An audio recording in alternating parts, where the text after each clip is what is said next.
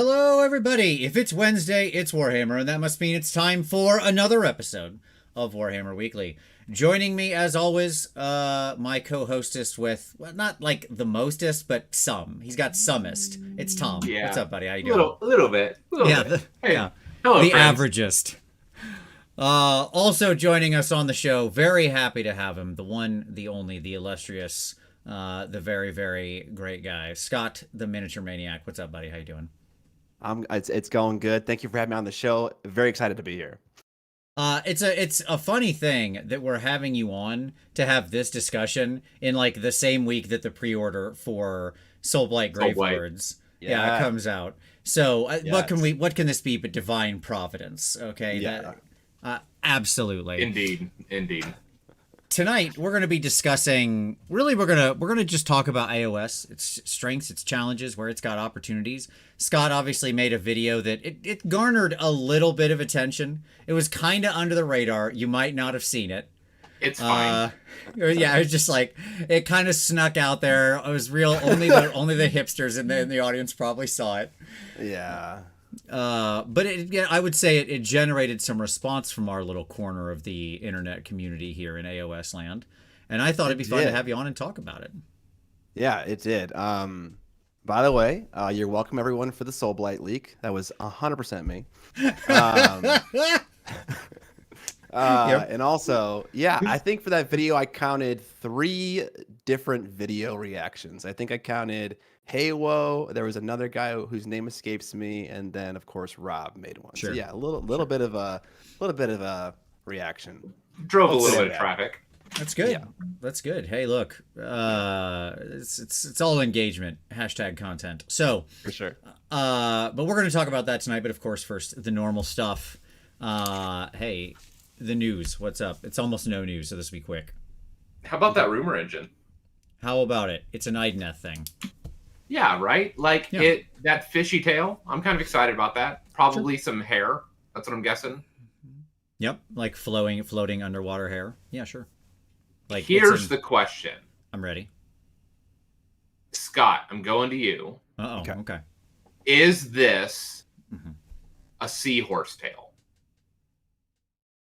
So does it have to be fantasy? Could this be a Tyranid thing? No, Could be. it's Are we Idna. convinced? Or we're convinced that it's Idneth because that's definitely a tentacle. Is that what we're saying? I want it to be an Idneth thing because I think it'd be cool to be an Idneth thing, and I hate looking at 40k rumor engines constantly. So that's Yeah, my that evidence. checks out. Well, okay, so if this is Tyranid, what Tyranid has long flowing locks? Dude, you are asking the wrong person right now. I have well- no idea. Hold on, Tom. I have an answer for you, but you're not going to like it because I've Googled this before. So, I mean, Okay. like, there's plenty out there. Okay. Slight funny aside, every time I Google, like, I have to Google a lot of art for the presentations for this show. Yeah. Yeah. Okay. And most of the time, if I just Google Age of Sigmar art, I get all the normal stuff you would expect. Okay. Yep. That's fine. Yep. But if I Google Age of Sigmar Skaven art, it is some Rule 34 stuff just Oh, I know. all over the place. Just constantly. I've seen those models you painted, Vince. Yeah, I what know. is it I know. about- I know what you found. Do they are like, is this some kind of extreme micro targeting, or is this just like the internet? I don't know. No, But anyways, that's your Vince. You know what that is? That's your algorithm finding. yeah, exactly. Yes. I mean, my answer is I want it to be Idneth. I think it's a seahorsey thing. Yes. That'd be cool. I love how Tom was immediately like, "Oh, I know." Like, I was like, "Oh, wait, what?" Okay. This is definitely that thing. Yeah. All right, cool. What else we got? I mean, there's pretty much nothing else other than the thing we already mentioned. I mean, obviously, books are on pre-order, right? OBR and Soulblight, we have them on pre-order now. We'll be doing those shows in the coming weeks. Yep. So, Scott, are you excited about the new vampire-ish model with all the bats? Oh, so I guess when it comes to like which That lady. ones, yeah, which vampires I like the most, I like I love the Legion of Blood and I love the Castellai. When it comes to Virkos and Avangori, I'm not super about that kind of vampire, but the new updates to the rules had a lot of interesting changes that have me excited to try out, like totally different lists than what I have been doing. So that's awesome. Good. That's a win. That's a win. Like anytime that they push out new lists, like that's enjoyable. Absolutely. I mean, it's frustrating for the people who have those armies, but yeah, not here nor there. All right. But then as well, yeah, I guess we don't have anything else, do we? That's it. No, that's all the news. It's super fast today. Hey, because we covered like Arcane Tome and all that stuff last week, right? Yeah, correct. Yeah, that's right. We did. All right. So, let's talk about. Well, I guess it did drop the day. Whatever. We'll talk about it briefly. The show. Yeah. Yep. Yeah, that's fine. I mean, we can mention it briefly. Yes, we got a battle scroll with those appropriate changes for Rally and Arcane Tome and stuff like that. So I'll just say it this way. Tom, what did you think of that stuff? It's fine. No, I think that they were perfectly acceptable in order to reel some of that stuff in. Yeah. I'm not like, it disappoints me because I really liked Arcane Tome. Like, as we talked before, every list that I wrote generally started with an Arcane Tome hero. Like, which feels like a problem, right? Yeah. Right. Yeah. Right. But now I just have a bunch of bad items that I don't want to take. In any of my armies. Like, that's the problem. I went from having really setting up our later discussions well. I went from having like a real choice to being like, meh, nothing really moves me. It's just a bunch of bullshit. Sure. Neither one of those situations is admittedly great. Right. And so it's fine. Okay. It's fine. I mean, what about the Rally change? Were you not happy to see this? I was very happy to see the Rally change. I personally despise Rally, and I thought this was a very positive change. I mean, it depends on what army I'm playing, right? No, I mean, it's fine. Like, no, it's okay. Like, I think that it was sufficient for Rally, or it should be. I think they went softer than they could have, because I will tell you, if it was my personal tastes, I would have knocked every 4+ Rally in the game to a 5-up. Period. Okay. Like, I would have just said, read all 4+ rallies as 5-up and this thing.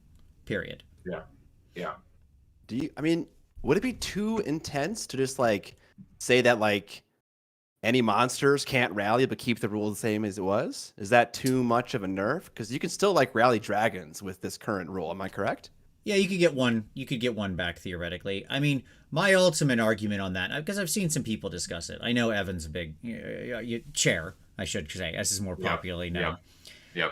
He kind of talked about this a little bit on your stream, and my argument to that has always been, who cares? Like, good for you. I mean, like, you're in 99% of the time, you're rolling on one dragon, so you're rolling one die from a unit of 2. And if you want to blow a command point to roll that and get that guy back 1 out of 6 times, and then the 1 in 6 time he comes back, I'm like, yeah, hey man, that's awesome. Congratulations. Like, you spent a lot of command points on average to get that. That's a commitment. Yeah. One thing back. It matters for like goblins, right? Like, goblins is where it matters, where they're putting like 15 models back on the table at least. To 3 units. Yeah, to 3 units, right? Because they can trip that rally, right? Like, where they just suddenly are like, oh, you super killed half my army. Ha-ha, they're back. Like, that's one dragon coming back once in a while. To me, that's like, oh, that's unfortunate. Maybe it pushes a game more in their favor. But it, like, doesn't, in the end, win the game. Whereas just constant near automatic 4-up rallying of half of your unit to 3 units back, that's insane. Like, that is just that's a problem, too. For sure. It just feels like it creates an opportunity for a feel bad moment, even though it is a big investment. You're totally right. Like, there are ways to counter it. Like, you could multi-charge so that when they're pulling models, it's unlikely that they can actually fully get out of combat. Like, there are ways to play around it, right? Okay, that's fair. But at the same time, like, for the general player, it's a feel bad, and I would agree with that. Yeah. So. But at any rate, I mean, I was change is fine. My answer was this: the change was fine. It's only gonna ultimately, I think it'll only actually touch a handful of armies. Sure, like that, the rally limit, the 10 wound limit is honestly only gonna truly affect like a handful. Like, because what 15 snakes? Okay, you put a maximum of 5 back. Sure. Right, like mathematically, they've moved from 7 almost best case scenario. Like, let's say you're a half strength unit. Yeah. Like, because almost no, I mean, I can't say that almost no one was going from like 2 models back to 15, right? Like, but of course, that did happen sometimes. Yes, it cuts the wild swings. Yes, indeed. So it's fine. Like it was a fine limiter. But for me, like it's just another mental rule to just add on to the stack of things you have to keep in mind. Well, I look forward to when we just stop doing this rally crap and make 4 plus 5 up. I would like that. Or maybe just like not have rally. We could do that too. Hey, whatever grabs you. For 4.0. All right, let's get on to some pick of the week, shall we?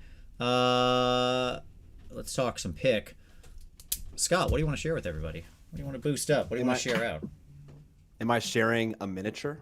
You are sharing a video, a blog, an article, You're sharing anything content. you want to content. Yes, somebody's content you'd like to share. Anything. I have the greatest thing to share. I'm ready. There is a content creator named Chestnut Inc. He is a French miniature painter, and he's been working on a Batman diorama. This is not Age of Sigmar. Is this okay? This is 100% okay. This is exactly the kind of stuff I love, yeah. Okay. He's been working on it for 2 years, and he finished it and made the video about how he made it. And it's a solid, 16-minute, 15-minute video. So it's very condensed. You get to feel like you were part of that process. So it's a good edit. And the diorama is just jam-packed with all kinds of lovely little Easter eggs. Like every square inch of that thing is thoughtfully created and has just so much story in it. And also it's painted very well. It hits everything. So it's an amazing piece of art and everyone should see it. I love this. Very good. That will be linked down in the description. Fantastic. And I had not watched this yet, so I'm very excited. All right. Tom, what about you, buddy? What do you got for I'm going to be boring and yet eminently relevant. Okay. I'm going to spruik. So there's this guy that released a video about a month ago called Hey Woo.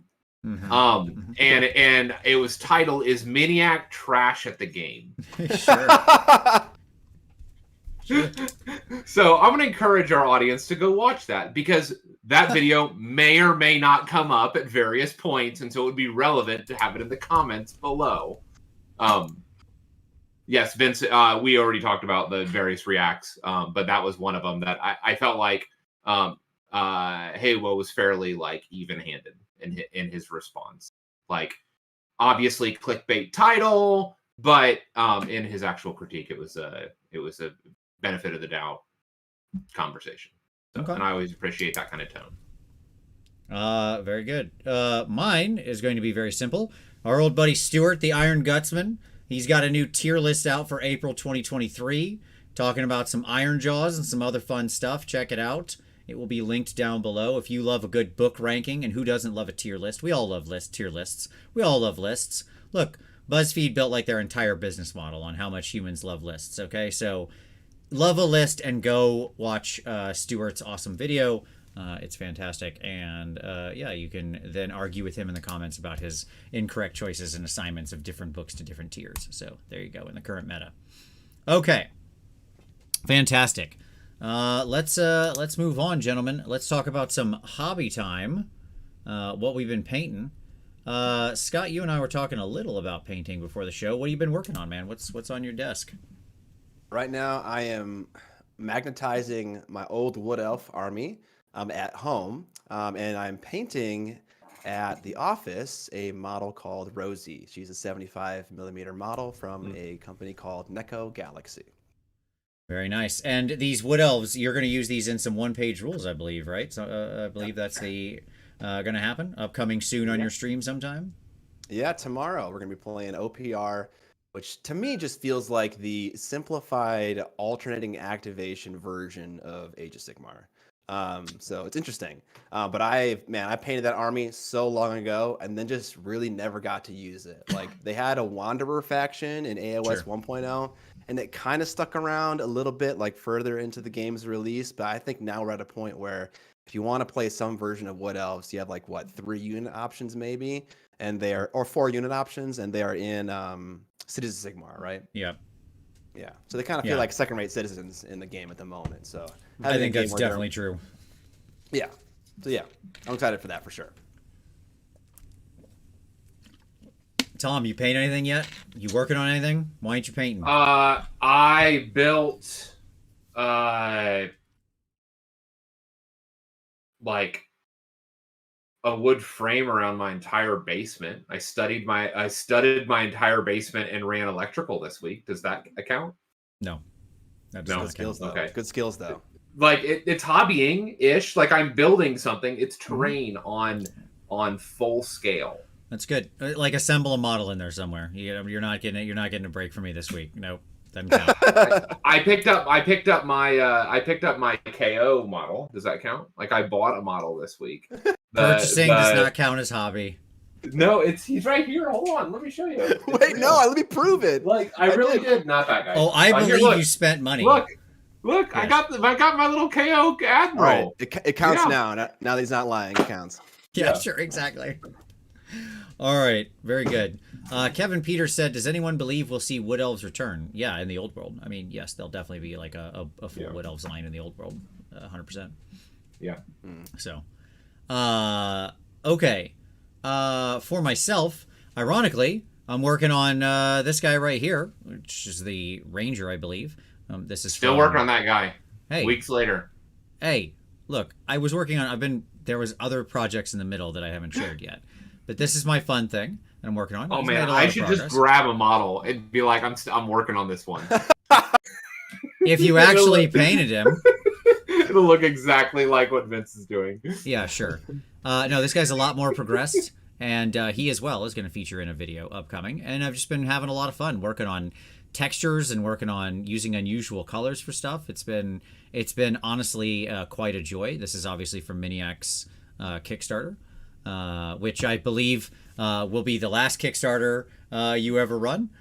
Yeah, 100%. Yeah, haven't said that. I think I may have said that in a couple of places, but haven't made that super public knowledge. But yeah, Kickstarter is a miserable experience because there are just so many uncontrollable variables, and I hate that. I'm a control freak, so never again am I going to do that. Yeah. It's funny too because you and I had a conversation. If you remember back, like very early, I was trying to give you like all my tips from running Kickstarter and stuff like that. And I gave you a bunch of files and things like that. And I was like, I know, I still have them in my folder. Fantastic. I was like, but ultimately what I want to tell you is this will be a nightmare and you will hate your life. Like that was my, I think, final piece of advice. Yeah. Honestly, right. I at that moment, I didn't know how right you were. And man, no one has ever been more right about something in my life than that statement. Well, it's like the difference between, you can say the desert's hot, but until you've walked for a day in the desert without water, you don't realize what hot really is, right? So, yeah, or the old stick your finger in a light socket kind of thing. Like, hey, don't do that. It will hurt. And yeah, okay. Sure. Yeah, then totally you do it. At any rate, all right, fantastic. This guy will be done this week, so I'm very excited about him. And then I've got so many projects. I'm so jazzed for. Man, there's going to be just some awesome stuff in videos upcoming on the channel. Get ready, folks. We're gonna get real wild. Like I am so excited for some of the models that I have lined up. So we're gonna get crazy. So at any rate, with that, gentlemen. Why don't we turn to tonight's feature topic, tonight's feature presentation. So let me go ahead and bring this up here. The great debate, Age of Sigmar challenges and strengths. We're gonna talk about it. We're gonna talk about what's good about the game, what's bad about the game, what's good for certain players, psychographic profiles, how things interact, where the game has opportunities to improve, that all sorts of stuff like that. It's going to be a wide-ranging discussion. Okay. First, we got to start with I want to do a little level setting here at the beginning. Okay. Ooh, yes. Let's do this. Let's hedge a bit. Yes, exactly. So, the first things first to say, as per always on this show, this is just us having a discussion. We want to discuss some of the strengths and weaknesses. If you have different experiences or value different things, that's the part of the whole point of what we're talking about, is that everybody has different things they value in the different games they play. As an example, to move it over to something else, a not AoS game, I love Mordheim and think it's one of the coolest and most fun games of all time. There is a lot of people who really hate that game for various and sundry reasons due to like death spirals and the extreme randomness of it and things like that. That's okay. They can not like it for that reason, and I can like it for the same reason. Hey, that's all fun. Like, that's cool. It's good that there are different games that appeal to different people. Cool. We want to understand where psychographic profiles intersect with game mechanics, because I think that's a huge part of it. And we want to talk about the ways everything could be improved. Even if you think AoS is great, you should still have a desire to have this conversation. Like, if you absolutely love the game and you are a fanatic and you think AoS is like the greatest thing, you should still want to have a conversation about how it could improve, because things can always be better and things can always be improved, and things are going to have to grow over time, right? And this is all just for fun. You're allowed to like or dislike different things. It's okay. There we go. Okay. Did I miss anything, Scott, in my level setting? No, that was fantastic. Okay. All right. Tom, anything you want to add? You did okay. It's fine. Right. Yeah. Can't give him too much, Tom. Okay. I'm starting to get it. Okay. Okay. Yeah. I'm gonna walk out of this with a new method for talking to Vince. This is gonna be good for me, I think. Yes. Just supreme criticism. Right. Sure. That's all he deserves. Absolutely. I'm ready for it. It's what sharpens him and makes him better. Absolutely. Okay, good. All right, I totally understand. That's how our friendship. That's our relationship. Yeah. Okay, 25 years. So if Vince is the sword here, then you're the whetstone, Tom. You're just keeping him sharp. Is that how it is? Something like that. Okay. Yes. Absolutely. My God, Tom, I've known you for more than 25 years. That just occurred to me. All right, so there we go. Okay. So what do we love? This is where I wanted to start, because I know, like, Scott, you and I had a little, we've talked some since your video came out. And, one of the things you mentioned was, obviously, when you're making a video, there's lots of concerns. And you said, you would have liked to have some more time to talk about things in the game you felt were positive.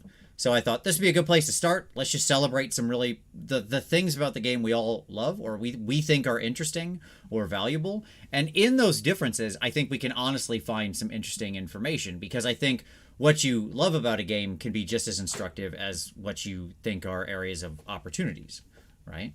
Absolutely. So I'm going to let you take the reins on this. Like, obviously, we just talked about you playing the new Soulblight book and being excited for some of the things in it. You're still playing the game regularly as part of your Escalation League. So, what about the game do you you don't have to say love, but, what about the game do you like even, that kind of thing. Yeah, no, certainly things that I love about the game. So when I made that video, a lot of people are like, what are your thoughts on this game?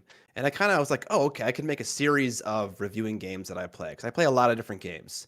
And I thought that'd be a cool idea, but it felt a little unfair to AoS that I would then start saying things I like about these future games and not AoS.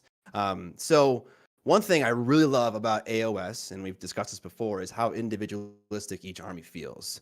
I love it when an army feels like they all belong together and it's my special thing and no one else can have it. A huge problem with the Song of Ice and Fire right now is mechanic sharing. A lot of units do similar-ish things, and you can kind of, like, if you need a certain thing in any army, you can kind of get it. And it feels like a lot of things are shared, so they feel less special. And the same is true for, like, God Tier. You take two aesthetically different things and you mash them together, and that's your army. And I hate that. I want the aesthetics, I want the rules, I want the lore to all be unifying and also unique. And in Age of Sigmar, they really do that right. So that's my first thing. Okay, no, that's good. And it's interesting because I think that probably, we've talked about this a few times on the show, but I think that probably comes out of a design philosophy that's very much clearly part of how the AoS studio works, which is they have this very, like, top-down design philosophy, right? As though, and top-down just means you start from the conception of the thing. Like, I've got Space Lizard picture up right now, right? Okay, what are these things? Well, they're interdimensional, ultra-intelligent, ancient beyond knowledge wizard frogs who've, like, genetically engineered a race of magical lizard super soldiers and their dinosaur mounts, right? Okay, so that's the premise of the army, which is, like, wild. By the way, they have spaceships. Battletoad Gothic, you cowards. Bring out that game, okay? Give me Tzeentchian silver towers in AoS liminal space fighting giant Saurian spaceships. At any rate, delightful. Yes, I mean, we all want Battletoad Gothic. I think that's a thing we can all agree on. But, like, they start from that top-down concept and then say, okay, well, what are the units that need to look like here, right? And how should they act and what should the rules be and stuff like that? It all flows back up to that singular concept, right? And so because they do that with every army, you get a pretty unified feel of, like, the lore and the look and the rules of the army, because all the rules you're going to write are generated from crazy interdimensional space lizards, right? Like, as an aside, how amazing would it be if they did the what was the ship game? Dreadfleet. Dreadfleet was the ship game. Yeah, but it was all flying in spaceships in AoS. So like that's Battletoad Gothic, Tom. That's what we're talking about. Yeah, but that's what it is. Because see, it's like Battlefleet Gothic was the. I know. But cooler. I know. Cooler than that. Cooler. Yes. But yes, you'd have KO spaceships and Tzeentch spaceships and Lizardman spaceships. Skaven. Oh yeah. Skaven would be up there with spaceships. Yes, of course. Yeah, and Squig. And Goblin Squig, balloons somehow. Goblin Squig balloons. Yeah. Mm-hmm. Floating castle. Sure. Absolutely. Get some, like, I mean, vampires can survive in space. They don't breathe. It's fine. They don't mind the cold. No issue. Yep. Okay. So, no, I completely agree with that point. I think that's right. It is one of the things that really, like, I think makes the game really interesting, because there's this huge number of factions, and yet they all feel often extremely different, right? And very much have their own distinct rules. That has a dark side, right?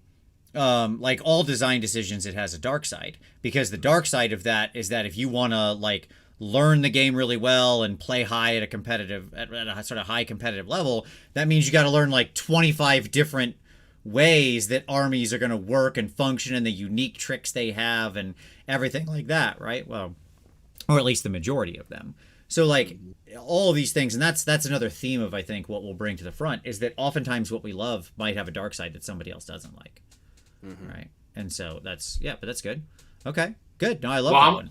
I'm gonna steal it before either of you get on it. Go for it. You painting bastards. The models, Okay. like, the models are amazing in AoS. Sure. I know both of you guys are gonna do it, so I'm gonna get ahead of you. Like, this is not 40K, right? There's not a bunch of bullshit armies that all look the same, except for a couple of command models and weapons carried. Like, that's not what this is. Like, and this goes to the aesthetics, right? Of, like, everybody having their own aesthetic. But even more than that is that they're, like, the models are just truly unique, and they're all over the ship. You have tech on one side, you have crazy, weird monsters on the other. You have, like, when I say monsters, like dinosaurs, right? And then you have demons and just all the things, right? I recognize that 2 of the 3 of those are also in 40K, but forget that. But there's also, like, fur, lots of fur and other stuff like that. And so from, like, a texture standpoint, from a terrain standpoint, I just, like, it's so outrageously diverse, the model suite, that, like, that's meaningful to me. Like, as much as I'm a dork for, like, playing the game and optimization and all that other BS, like, what captures me when I go to start a new army often isn't the book. It's often the models. It's the army itself that I get excited about painting and collecting, building, painting, getting a scheme in my brain to put on the table. And if the models weren't that exciting, right? If it was just a bunch of Marines, then, like, it would just be real hard for me to paint my 3rd Marine army. Sure. Okay. I mean, we don't all have to hit the dark side of your thing, which is slamming on 40K. I'm sure there's plenty of people in the audience who also play 40K and like those aesthetics. But I do agree with you. 40K sucks! Yeah, exactly, right. They can be wrong. That's fine. Jeez, this is really harsh, man. But, like, I do think that AoS and the armies have really good models and really good silhouettes. Like, they do look cool. From the centerpieces down to the line troops, it's often, really just compelling stuff. When you think, like, the new Seraphon models that are coming are such a great example of this.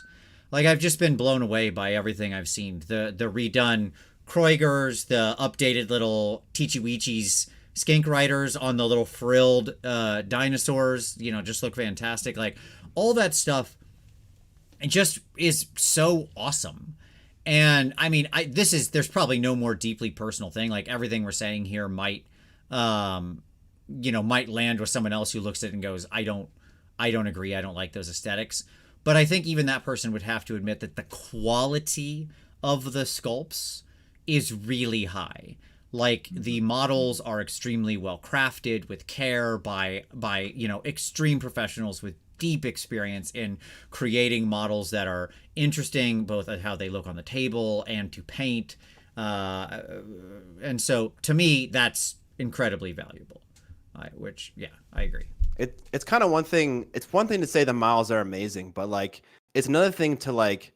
I paint a lot of non-GW stuff, and when doing that, you find a lot of models that are not enjoyable to paint. And so you begin to think about what makes a model enjoyable to paint, and it's so much more than just it looks cool. Like GW does so many thoughtful things in their design of figures in the 32 millimeter scale that make them more enjoyable to paint, just outside of the fact that they look cool in the first place. Like they've been doing this for so long and they're so good at it that they have so many just of these unappreciated details figured out that you really only start to appreciate when you lose them.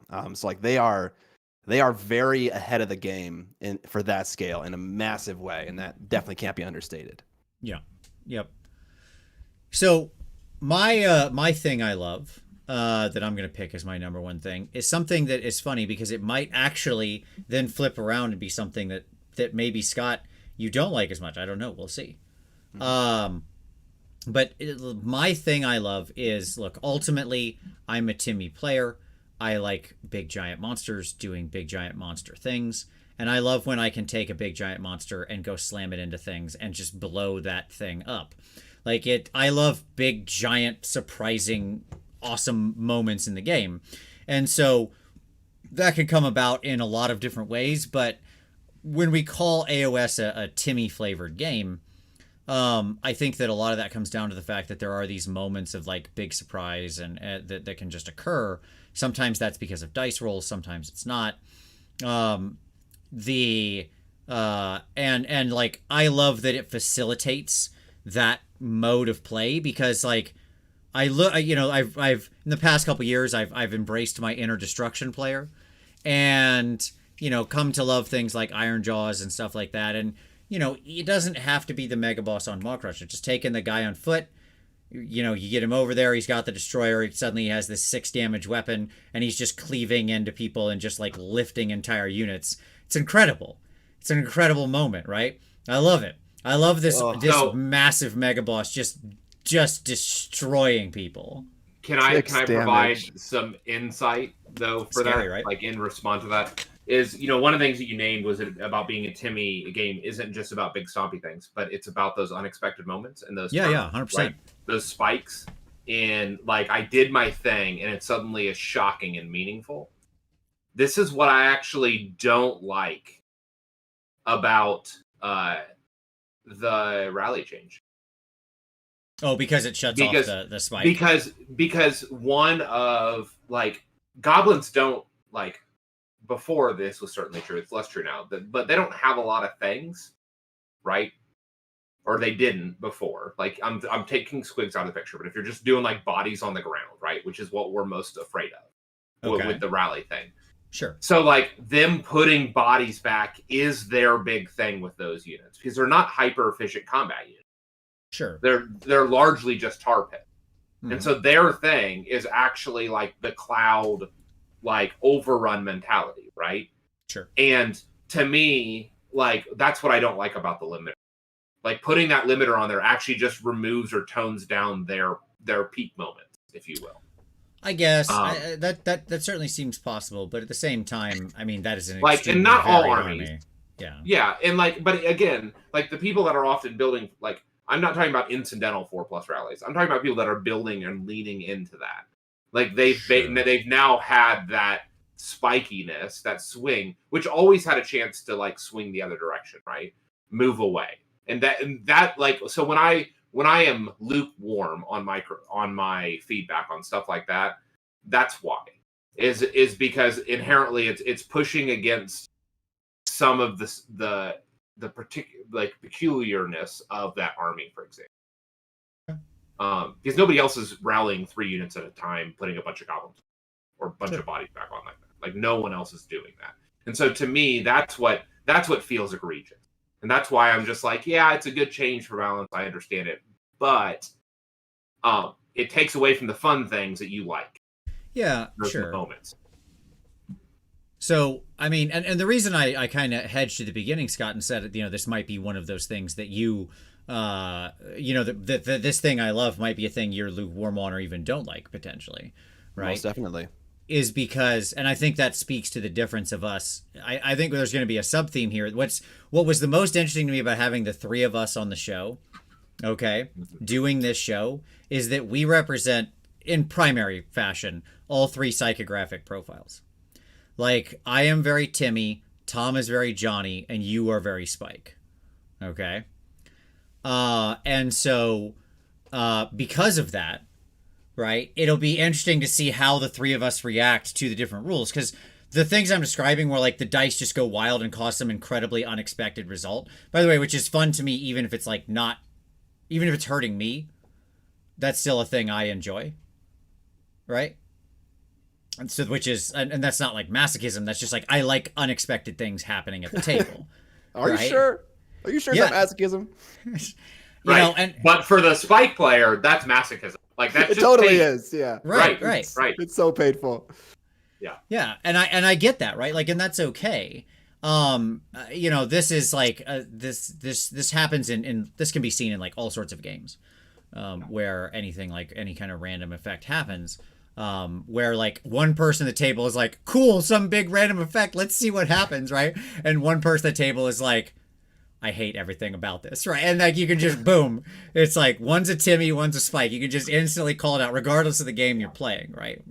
Yeah. So now I'm all self-conscious about my picks, my future picks.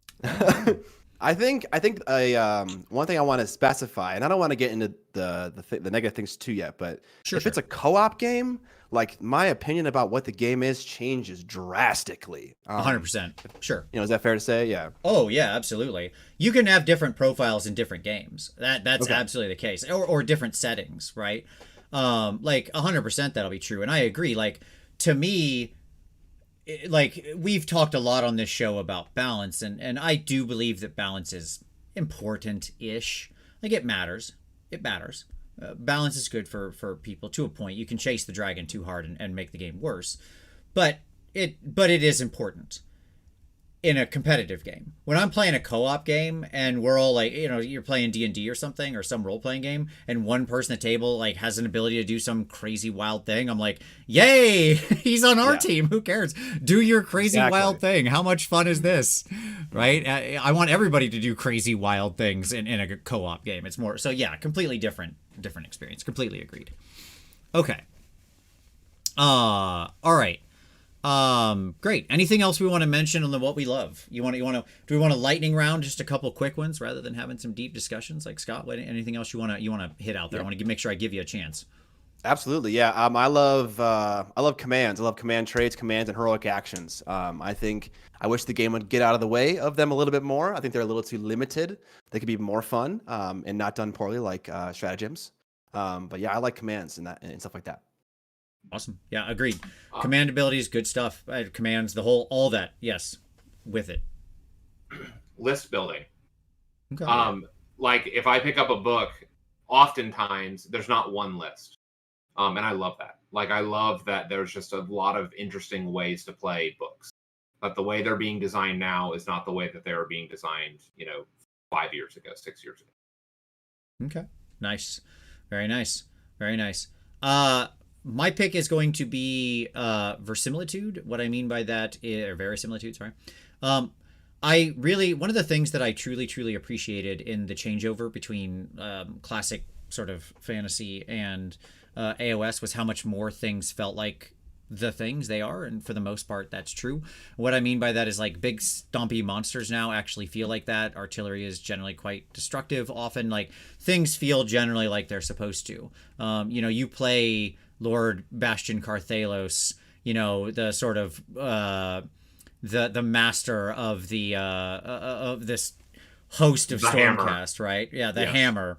You play that dude and you're like, yeah, this is what like Sigmar's most favored lieutenant should feel like, right? Like the dude is nigh unkillable. He walks around, he just smashes his way through anything if given enough time. Like, but he's slow to walk around. Like he just walks around the board. He's like the It Follows, you know, just like he's coming for you. Okay. And I appreciate I just the horror reference. Oh, absolutely. And like that's the kind of thing I really love. You know, I love when a thing in the story then you play it and you're like, yes, that is that thing. Blood Knights in your army, Scott, are a great example of that. I'm like, when I think of elite vampire cavalry, and then you play those guys and you're like, oh yeah, okay, this is what elite vampire cavalry should feel like, right? They're so potent and powerful and hard to kill, but also deadly. Like they're great. That kind of stuff. Versatile. Yeah, exactly. Like I love stuff like that, right? I love when a thing feels like the thing. I mean, I know Mega that Boss seems... on Maw Crusher. Yeah, exactly. I mean, I know that stuff all seems... Maybe some people think that's kind of silly, but to me, that actually matters a lot. I hate when the game piece feels like a papered over collection of rules. You know, like this could be any... You could put this... What I mean is some games where I play... The game piece doesn't really seem to have any connection to the rules underneath it. You're just like, oh, okay, that's just... You had the rules, and then you just went, that. We'll call it that, right? We'll just slap that skin over top of it, right? And that always just feels really unsatisfying to me. Like, I want to feel like the thing is the thing. So, I don't know, just a thing for me. All right, anything else? One last thing for me, I love just aesthetically how high the fantasy is in AoS. Like they found the ceiling and they just sledgehammered through it and just went even crazier. And I love that aesthetically. Like it's great. It's a great like comparison to A Song of Ice and Fire, which is much lower. Like I love having both. They're both I think needed for my enjoyment. 100%. I want all of those things to exist. Fantasy is such a broad range of ideas and concepts and stories, right? Yeah. I love a classic like low fantasy down near the ground level gritty story, but I also love it when you've just got like, you know, gods and spaceships like we were talking about in fantasy too. Like, yeah, the world's big enough to have all of that stuff. And that's I'm glad that that's game. My only pushback on that would be they're not going far enough. Go farther, you cowards. Tom, what else you got? So I've talked about list building. I would say that in the current version of the game, the nuance and interplay between movement and counter movement and counter charging, just the layers of tactics that are present is it's easy to understand, but it's very difficult to master.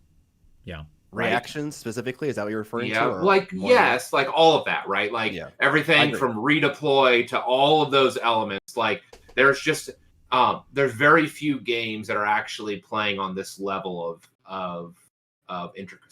So there's to call it a dance, I don't think is inappropriate, right? I would expand that out and absolutely say the movement in general, like ultimately Age of Sigmar is a mobility based game. Like you win through the proper movement of your pieces. Okay. Yes. And like having your pieces in the right place at the right time, doing the right things with them, making the right trades and so on and so forth. And we'll talk more about that later when we get into some other elements. And just the nature of, because there's so much freedom in how you can often move with units, you have if you have 100 models on the table, you really do have 100 game pieces to some extent worth of mobility you have to consider, because the way you arrange and array your units can actually be highly impactful in the way the game ends up playing out, right? So I agree. The interplay, the dance is 100% something that's so compelling to me to watch. Like, oh, if you move this, but then you move your unit kind of like this, as opposed like doing this careful mobility around the board, like is actually really fun to me. Yeah, I agree. Okay. Cool. Good. All right. Okay. Well, the time for niceness is over. No, I'm just joking.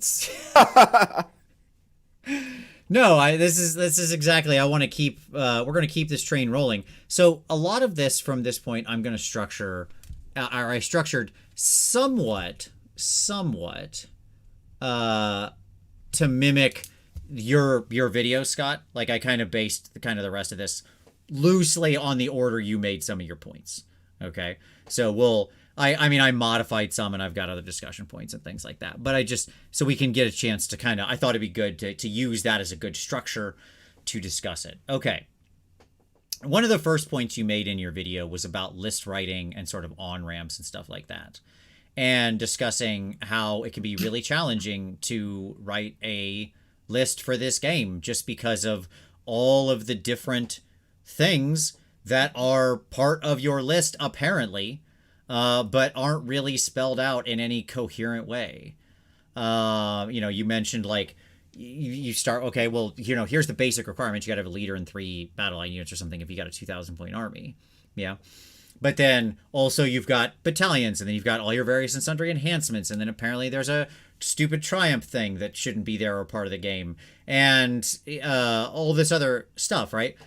And this is actually one of the places where you and I were most aligned. When I was watching your video, like I was cheering this on, because one of my biggest complaints, like we have talked on this show repeatedly about how currently the on-ramp for AoS is effectively non-existent. Like, I don't know how you start playing this game, how you go from like 0 to a player. The book is very bad at bringing you into it. The game plays very differently at low points. There's no easy way to ramp into it. And there's no simple or simplified battle pack that's great for new players. It's just like, here, the dump truck gets backed up onto you, and it's just like, learn all of this. All right. And so like, to me, your first point there, I don't know, you had kind of structured it as like, I guess your weakest point first. Weaker point. Yeah. Because it's the first up. There we go. Thank you. That's what I was trying to say. But to me, this is actually one of my biggest problems, because I think this really matters for the long-term health of the game. Like, you've got to have a good on-ramp for new players. You've got to make it like easy for people to pick up something and start playing. One of the things I was most excited about with the announcement of 40K 10th edition was they're going to do like commander style precons in combat patrols, basically, right? And that combat patrol is a viable way to play the game, and all the boxes are balanced completely against each other. All the rules are in the box, all the rules are free. You will go out, you will buy this one box, you will put together and paint this one box, and that is your game. You're done, right? That's it. You need nothing else. All your rules, all your figures, everything, this box. Buy that box. And I'm like, yeah, that's freaking great. That's how it should be, right? So that's the kind of thing I want to see. But I don't know what, like, I'd love to see a similar thing for AoS. So yeah, I guess I don't think we have any distinction here, but I don't know if I'm misstating anything of your point, right? So I want to let you talk about this as well in this particular challenge. Yeah, I think actually they do spell it out in a better way in the GHB, and so I want to credit that, because I was a little wrong about that, but also to further define the point, when I was writing that, I don't know if you remember, Vince, but like 6 months prior to that video coming out, I like messaged you and I was like, how do you write a list for this game? Yeah. And I was like, that was coming from a very beginner player perspective, and like comparing it to other games, comparing it to fantasy. It's just like, they're kind of straightforward, and this felt very unstraightforward. So like, if the chat is out there and they're like shaking their head at this, like, list writing isn't hard. And for me, it's not hard anymore now that I understand everything I need to do. If you really like wind it back to when you were first starting, like for me, it was like, it just was very confusing. But now that I have it all spelled out, now I totally understand it. It makes perfect sense. Well, the best way to write a list is to watch a content producer do that thing, right? Or read a blog on how to do that thing. Yeah. And that itself is a problem. Right. Because the game shouldn't require another third-party tutorial to start playing the thing. Yeah, no, I agree. We're not playing riffs, right? Like, that's not what this is. Sure. Yeah. Let's not get too crazy, but yes. No, but I mean, so there's a sense in which If there is any place in the game where that should exist, it should be either the core rulebook or the GHB, right? Yep. That brings all of those elements together, and but in even the GHB, like I would push back and say that that's not actually true. Because in a lot of these books, you have subsystems that don't cross over. Right, sure. Like I think about what is this special unique enhancement? How does this work? This says I get right, these extra things. I don't know what that means. Right, like how many, and there's no uniformity. How many of extra things do we get, right? Right. And so to me, like if there is any sin here, it's in the lack of actual intentionality and planning from the beginning. Yep. Right. Because it can be done and it can be systematized, but it just seems problematic the way that it currently exists. Sure. Yeah, I agree. And Tom would never play a glitter boy. That is far too simple for Tom. Real Rift players. I don't point and click. Yeah, real Rift players use a minimum of 3 books to build any character. Okay, that's just baseline. What are you doing with your life? 1 book. Get out of here with that. All right. Okay, cool. Yeah, I mean, I think this is one where there's probably universal agreement between us. Like, I just want to see better direction, better support for starters, better on-ramps, and to make this a unified part. When we did our review of the game, like back at the launch 3.0, I was like, this rule set, every section of this thing, you can go back and watch the video.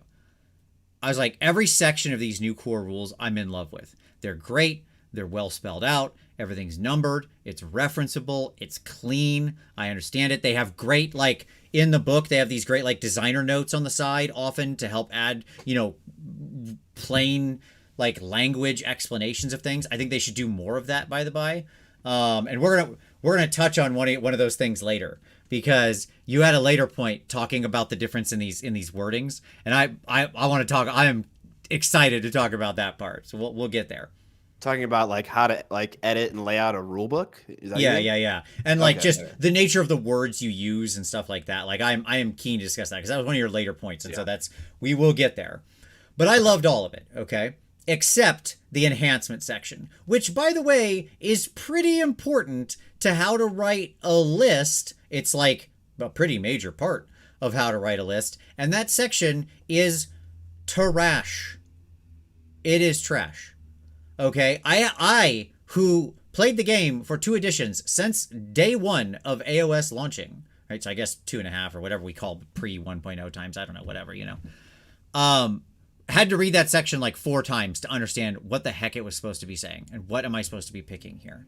Okay. The enhancement section of the rulebook. Okay, I'm on the section. Yeah, section 27 for those following at home with their rulebooks. You freaking nerd! You remember the section number? So like, it's just I really really dislike it, and I have made it clear on this show repeatedly. I think it's poorly constructed, poorly assembled, and nearly incomprehensible if you're not already on the inside. If somebody else pulls you aside and explains it to you in human language, where they go, you get to pick one of these things and then one of these things, and then if your book says you get an extra thing, you can pick one of each of those extra things. Oh, okay. Right? But anyways, it's a terrible section. And it makes it really hard because that's like part of playing the game. You can't play the game without going through that section. Well, not only that, like other decisions are informed by that as well. So like battalions. Mm-hmm. You ask the question like, how valuable is it a battalion? It depends on what book you're in. Because it'll depend on what that extra enhancement is buying you. Right? Like that's the big part of that decision point. And like you have to make that decision on battalions fairly early on. Right. Yeah, I don't want to get into the minutia here of the like lack of order of operations to the thing, but nonetheless, because like that can sometimes be a problem too around the margins. But that might be more for a bit later thing. But anyways, I don't know. I think like again, this was one where I was cheering you on. I do feel like this is a current weakness and something I hope gets corrected in 4.0. Like this is one of my major things that I would want to see. In fact, if I had to pick one thing that would be my drop dead this needs to change in 4.0, it would be the on-ramp and list writing ease. Because otherwise the game just bleeds. That's it. Right? And I want to see the game grow. I wasn't as generic as you are generic, but I think you have a great point. Like, the biggest subgroup of any hobby ever is always going to be beginner. So if you don't make your product easy to consume for that subgroup, you're missing out on just so many people. So yeah, that's a good. You modify what I said in a way that I totally agree with. Well, it's going to influence your back door as well. Like, how many people are actually exiting your game is determined by how many people are coming into you. You know, you don't want people falling off like 5 minutes into playing the game, right? Just being like, this is too confusing. I was like, they were excited and now they're not. That's a problem, right? So this is just a big pitfall to me. Okay, cool. Bloop. Next section. All right, let's see here. I'm trying to timestamp all these, so give me just a moment to record a little timestamp action. Okay. Could I go back and watch this afterward to timestamp it? Yes. Am I going to do that? No. I'm going to do it now. Gotta be efficient. Efficiency. That's right. Okay. Sean Lavery said, unless it's BattleTech, then your biggest subgroup is 35-year veterans. Yeah, you're not wrong, Sean. But God bless him. I love him. I love him. I'm gonna tell a very quick story here. This has nothing to do with what we're talking about now, but you mentioned BattleTech, and I do have a deep. I'm like a complete lore nerd for BattleTech. I don't care actually like the game that much, but I love BattleTech, the universe. I walked into the BattleTech room at NashCon last year, and they were setting up for their games because they were doing a BattleTech tournament, relatively small, but still some very clearly a good number of people who were pretty enthusiastic. And the one dude was like explaining some rules things, and the one guy was like, wait, shouldn't it be like this? And the dude said, wait, is this a challenge of leadership? You're supposed to do that before we leave the ship. And everybody laughed. And I was like, I loved it, because that is such a deep joke. And everybody in the room got it. Like, they all got what was going on. Like, this is that's a challenge that's issued by the clans and so on and so forth of who's going to lead this particular assault. And I was like, the fact that everybody in this room is so deep into this thing that they got this like 10 levels down joke, right? And I was like, I love everything about this. I love all these dudes are all great. They're all great. Keep doing what you're doing. Like, I love seeing gamers really have a passion for something, and it made me really happy to see people have that much passion for something. All right. Anyway, here we go. Okay. So, Bloat and books. You had a couple different points in this section.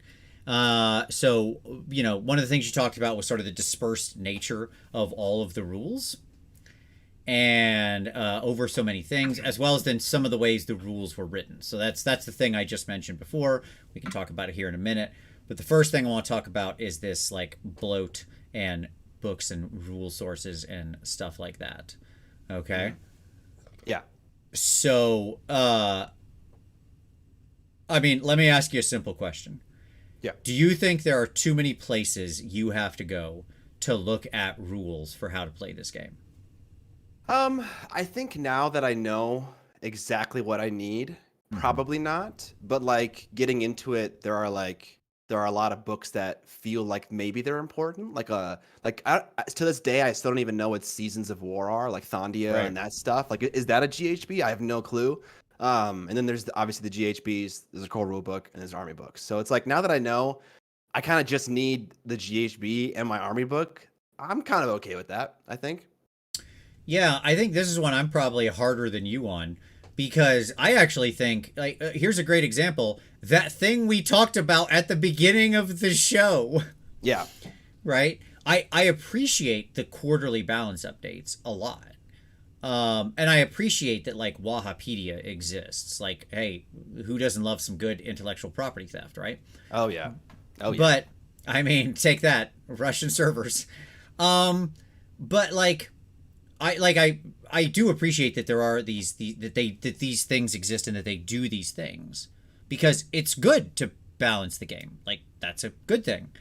But at the same time, I don't love the fact that I've got to reference a repeating PDF, and like if I want the points, I've got to go to, you know, War Scroll Builder because that'll have the correct points, or the app because that'll flow through. And like the app is pretty good. It's pretty updated. It stays pretty current. It has most of that stuff in there, but like not everything always all the time. It's pretty good. It's pretty darn close. As a singular source of truth. But like, so we're still stuck on all these books, and the books are just basically useless. They get invalidated almost instantly. Throw out an idea? Yeah, sure. Like, would it be the end of the world to throw in one more page? Truly, like what this would take would be one page, the equivalent of like a front and back of a page or a spread, right?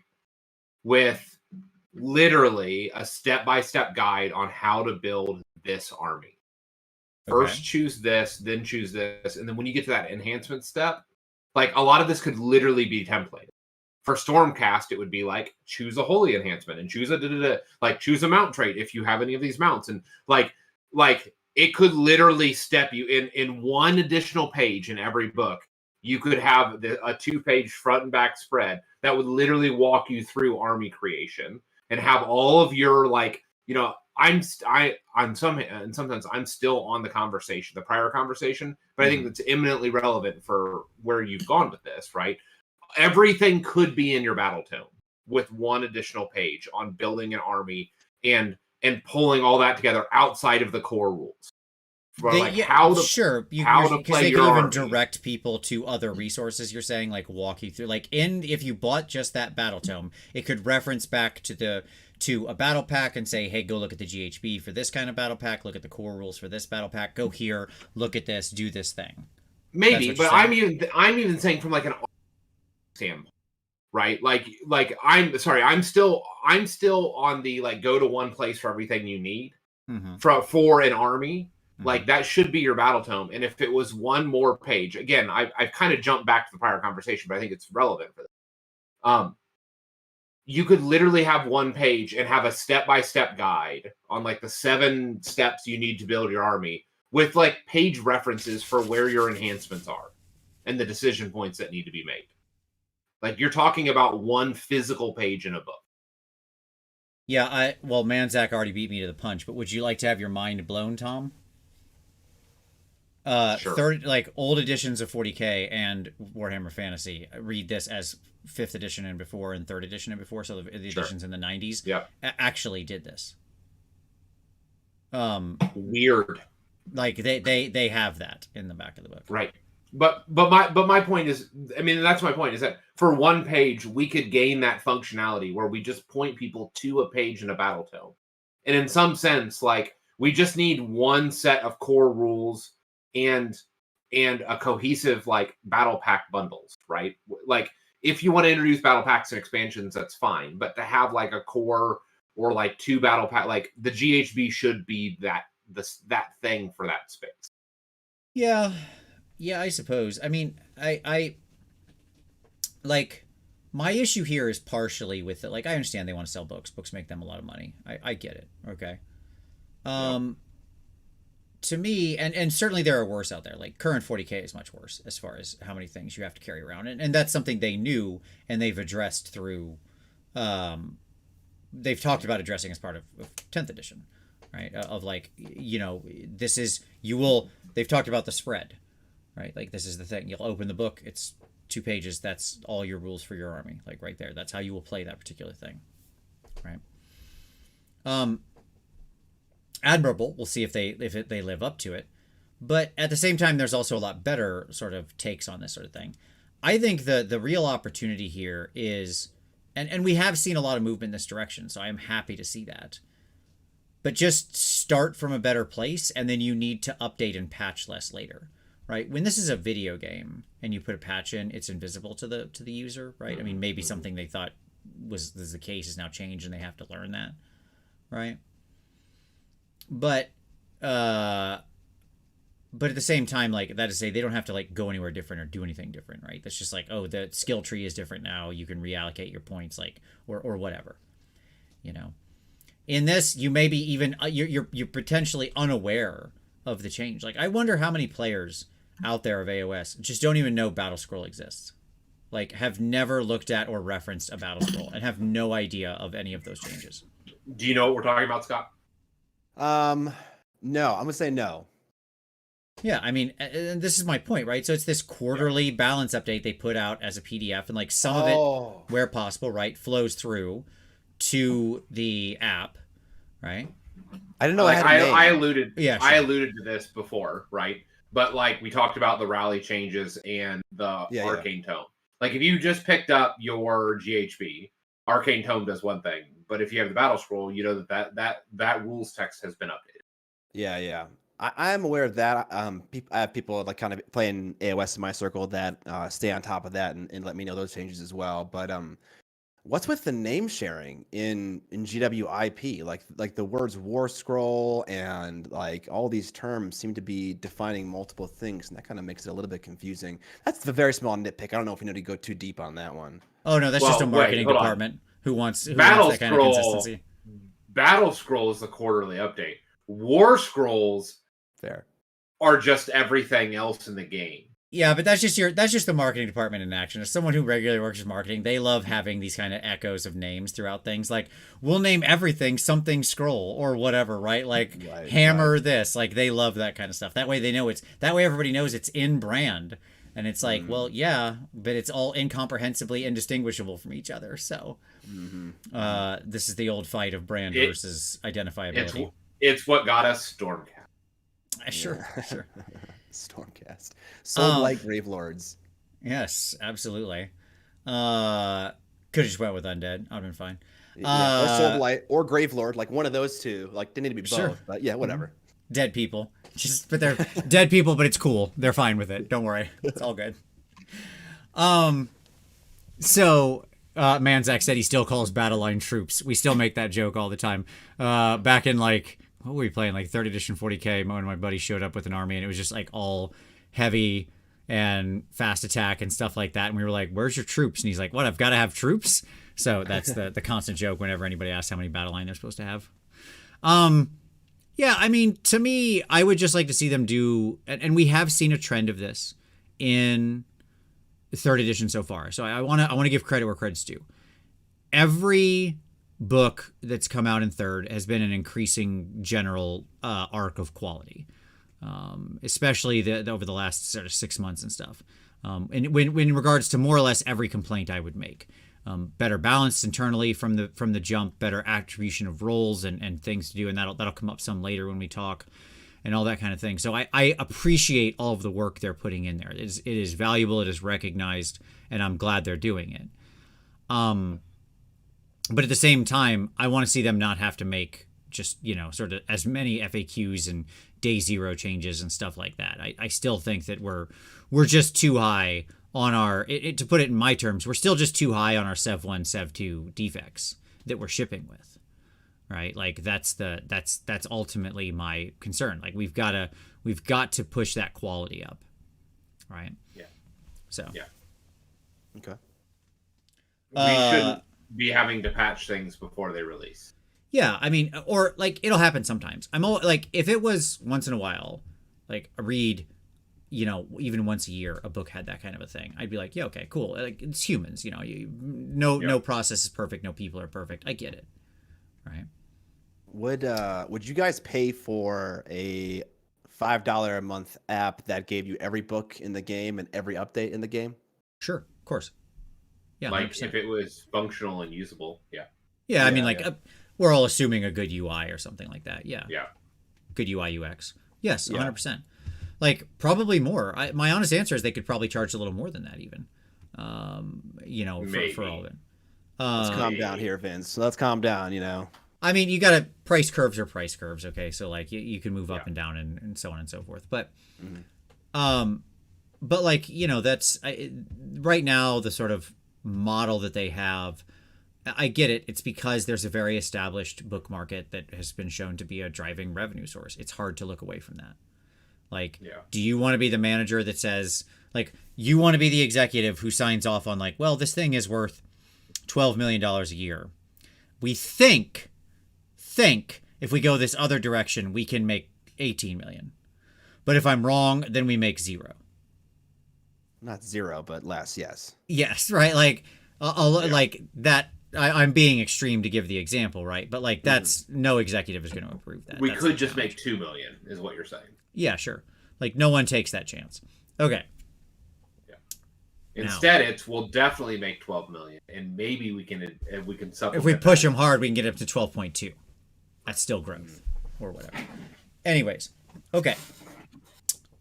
So that's my feeling on the number of books thing. I do think it's too many, and I want to see it, and mainly that's through supplementary stuff. Like if it was, here's the core book, here's your army book, and here's the GHB, I'm fine with that. I'm okay with that. Yeah, if those are my sources of truth. What I would say, just briefly on the app thing, as a supplement to that, is that this is an aspirational hobby. We've talked about this before. Like the actual number of people that are playing Warhammer are not the actual number of people who have Warhammer. And if somebody knows that they're not going to get a game in for a couple months, or like that they don't frequently play, they're not going to be likely to subscribe to that app on a monthly basis. Yeah. Someone just said that. William just said that in chat, and that's a great point to reference the previous point of being a barrier to on-ramp new people. Yeah, that's totally valid. Yeah, I mean, ideally, I think they're in a good place with one part of the thing, which is having all the AoS rules free in the app where you can reference them, and it is the full rule set, right? Like it's all there, which is good. Like I like that. The army books being kind of paywalled is like, I'd like it if the books were seen more as like the value, where the value prop was. I don't know, something else besides just getting access to these additional detailed rules, but whatever. Okay. There was something else you mentioned in this section that I really wanted to discuss. Like I am super keen on this one. I am jazzed for this. You made a point about Wizard. Oh my God, yeah. Okay. Did people take you to task over this? Is this like is this a thing? Okay. I mean, they took me to task because I said like you don't need to write your rule book for a pedant, and then everyone was like, "Oh my God, he's calling me a pedant." And it's like, no, you don't understand, and I didn't explain it well. But if you want to make your point first, no, go ahead, go please. I want you to say how what you give the extra information, because like I think people who don't make content don't understand when you're trying to cut a video together. You can't say everything, folks. Like you can't say everything. You got to make a video. It's got to hit a certain time frame. Like Scott couldn't make the video 3 hours long, right? Like he's trying to make content to, I don't know, like pay a mortgage and feed his family, so it has to be successful. And if he just like rambles for 3 hours, probably not going to do the numbers, guys. I just, it's kind of a requirement. Very well. So at any rate, but now you got the time because I don't care. So go nuts. Yeah, I think the thing about the AoS rulebook is that it's written like a glossary and not a rule book. Like as someone who plays a ton of board games and games, I very often am the guy who's explaining the rules. I'm sure people in the chat and also even you guys are that guy. Like you're the person who reads the rule book and then explains it to others. And the way I always explain it is, this is how you win. These are the things you can do to make winning easier. And then everything else just tiers from that. And so that's one logical way to walk through explaining a game. To me, the AoS rulebook is, I'm going to explain every microcosm of this game. Like the Magic the Gathering has like a great tiered approach to this. They have an insanely long rule book, but they also have something that's more digestible. Yep. I want there to be a more digestible version of AoS as the rule book, and then a glossary or reference for people who need specification about certain edge cases. Is that fair? 100%. And you made exactly the illusion that I was going to make too. Okay, good. I like the cleanliness of the rules in this current edition. Okay. I do like how, but that's to say, I respect, again, sections 1 through 26. I respect how clean they wrote it. And I'm not going to let it go. 27 is terrible. And I respect. Did they make a claim at the launch of this edition, the most, you can't never misinterpret anything? Wasn't there a claim like that in the marketing? Poor Jess Bickham. I feel so bad for that guy. My God, he said one thing in one video, and now he's going to spend the rest of his life having to deal with that. Yeah, that's unfortunate. Yeah, that is unfortunate. Okay. So I appreciate like how that they're numbered, that they're clean. I am a huge proponent of what I call designer notes, which is like when you take a step away and in italicized text in the margin or on the bottom of the page or somewhere else, you say, "Hey, look everyone, let's take off the rules hat for a minute, okay? I'm just going to talk to you like a human being. Here's what I mean." Okay? Like we do this all the time in the games that Adam and I write for Snarling Badger. New game coming this June. But like I am a huge proponent of this, right? Like have a conversation with your reader in simple human language that explains what you're going for, right? Like this is my intention. This is what I mean. Like here's the legalese over here. But look, let's all just like, let's act like human beings who use, language to communicate and know it's an imprecise, imperfect form of communication, whether written or spoken. And I'm going to just tell you what I mean so you know, and then you can act accordingly. Right? Okay. Great. And so I appreciate that stuff, but your allusion to magic is so perfect, right? There are often like little rules inserts and things in Magic products that say like this is how you play. Right. Those things Go ahead. Here are the 7 steps for the turn. Right. Right. And they're so simplified. Yeah. Right. This is what a planeswalker is, how it functions. Yeah, sure. But like the basic concept of you draw your hand, you play some cards, you put up play mana, you tap that mana, you put things out on the board or play spells, and then those creatures go attack, and the first number is how hard they hit, and the second number is how much damage they can take. And for the most part, this is what it's going to be. And on some of the cards, we'll explain if they have extra rules, right? Like, this is what first strike means, and this is what flying means, and so on and so forth. Yeah, exactly. Okay. Now, but you're right. Explains the card. Yeah. Yeah. Hidden underneath that, right? Like this iceberg situation. Definitely, yeah. Right? Is this unbelievably legalese written rule set that explains things. And, I play a pretty good amount of Magic, and I think in all the time of us playing, let me say it this way. In the past 6 months, I think I've had to reference that document twice, okay, for a situation that wasn't pretty obviously resolvable. And again, we're playing this as a competitive game, right? Like people are trying to win. And, and one of those was just an interaction between like 5 or 6 different wild things that comes up in Commander games because it's so off the rails and insane. Again, part of the reason I love it.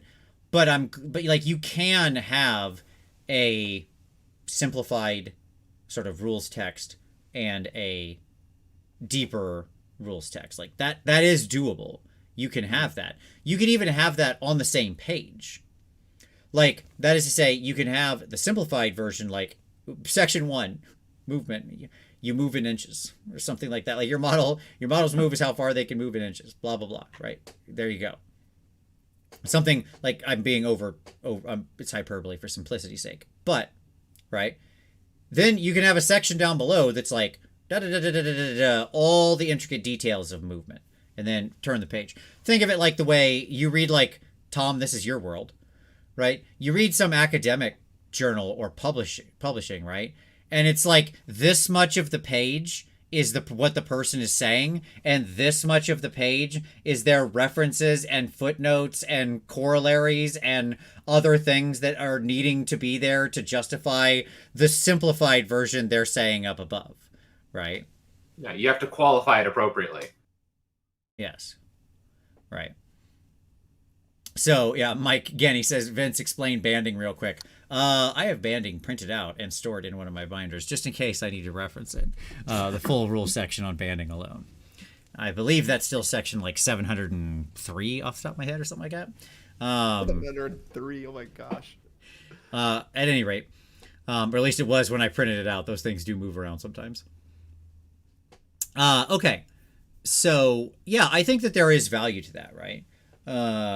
Like you can split it up. And I think that's how I interpreted what you were saying.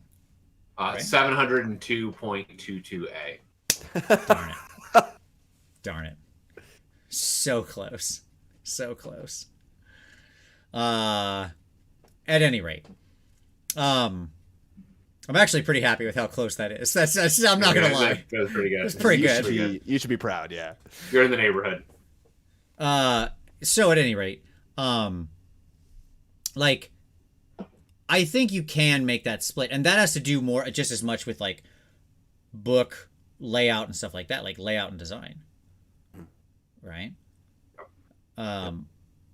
Because it's speak in the normal simplified language, have the detailed explanation. Like, it's important to have that stuff. That's not what you weren't saying this doesn't matter. Right? Yeah, I think it came across that way, and that was definitely an editorial mistake that I should have caught when writing. I should have been a little bit more specific. So I think a lot of people took issue just because I didn't say what I just said, 5 minutes ago. Sure. Yeah, I mean, I heard what you were going after and largely agree. Like, I love the detailed rules. I love how clean most interactions are in AoS. Like, a simple explanation of how much cleaner 3.0 is and plays is when you were at tournaments in 1.0 and 2.0, it was pretty common to hear judge calls where people would call over a judge to understand an interaction or to have a judge make a ruling, right? Mm-hmm. When I walk around at tournaments in most of 3.0, I really rarely hear judge calls. I mean, it happens still. It's always going to happen because there's always somebody who might be trying doing something shady or something that's very, very complicated. It's a complicated game with a lot of moving parts. Mm-hmm. But for the most part, most people play their games and never result back to looking at rules beyond what their war scrolls to remember like how many attacks they make, right? And to me, that's a strength. So it says we've got to the right place of cleanliness, right? Because things have answers. That's what's happening, right? People have internalized the answers. It just means we need to like better do the layout to make it so, again, this all relates back to the new player thing. So it's easier to just read like a human. And then as you understand now the primary loop of the game, I'm going to move, I'm going to shoot, I'm going to charge somebody, we're going to have a punch up, it's going to be a good time, right? Now, how do I get into the deeper rules to understand the unusual interactions that will come home there, right? Yeah, so, okay. Cool. Good. Easy. All right. I'll say one thing. All of these things are forgivable for me. Like I'm nitpicking with this stuff, which is why I put it at the beginning of my video. Like we haven't even begun to discuss the game itself, Right. So, like, I can totally forgive all this stuff very easily. Hey, let's talk about the game itself then. Boom. Let's do it. Internal balance. Oh boy.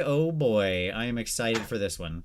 I love their method for fixing internal balance with Soulblade. Just remove half of the fucking items. Like, Oh, sorry. I know I shouldn't swear. But it's just like now your percentage are going to look way better because half of the options that were never picked, other than Rousing Commander, are now gone. It's just like, okay, that's definitely a method, I suppose.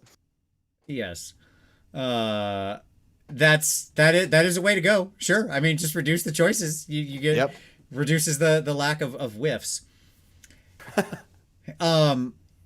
Yeah, I mean, internal balance has a lot of, and you sort of talked about a lot of different dimensions to this, right? Because we could be talking about, unit choices, and you showed the really nice MetaWatch article graphic that they showed, of like, the armies and the breakdown of internal balance and who's using what percentage of their scrolls and stuff like that, right? Mm-hmm. And I know they track data on deeper than that. Like they track data on item usage and command trait usage and battalion usage and everything. Like they have incredibly deep data sets that they're looking at to try to improve internal balance, right? And again, credit where credit's due, right up top. I think this is a thing that has been absolutely on the upward trend. Like recent books absolutely have better internal balance than older books. Some of the most recent books we've been reviewing, I'm looking at the units and I'm like, oh, wide selection of units are takeable, all have defined roles that I could see taking these. You look at something like Corn, you look at, these kinds of books, you're like, yeah, absolutely. I'm in for a bunch of this stuff, right? Same for the artifacts and command traits even. They're often getting better at making like not one good one and 5 not good ones, to be generous. Right? And sometimes that's through reduction of number, but often it's just been, they just honestly made better, compelling options. My main issue with this has always been that they didn't focus on it enough. I'm glad to hear they finally are, but boy oh boy, is this an opportunity area for me. Like I think again, this is one of those where I was like, yeah, right on. Like, yeah, I don't think I have any pushback on a point you made here. Well, one of my least favorite things is when you look at well, actually, that's not true. I'll make one minor pushback to a thing you said, which is not a thing you actually wanted. It was just a reference out you were making.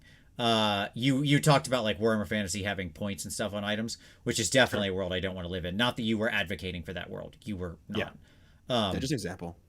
Yeah, it's just an example of like another balancing mechanic that could help to sway the way you sort of cost choices. Sure.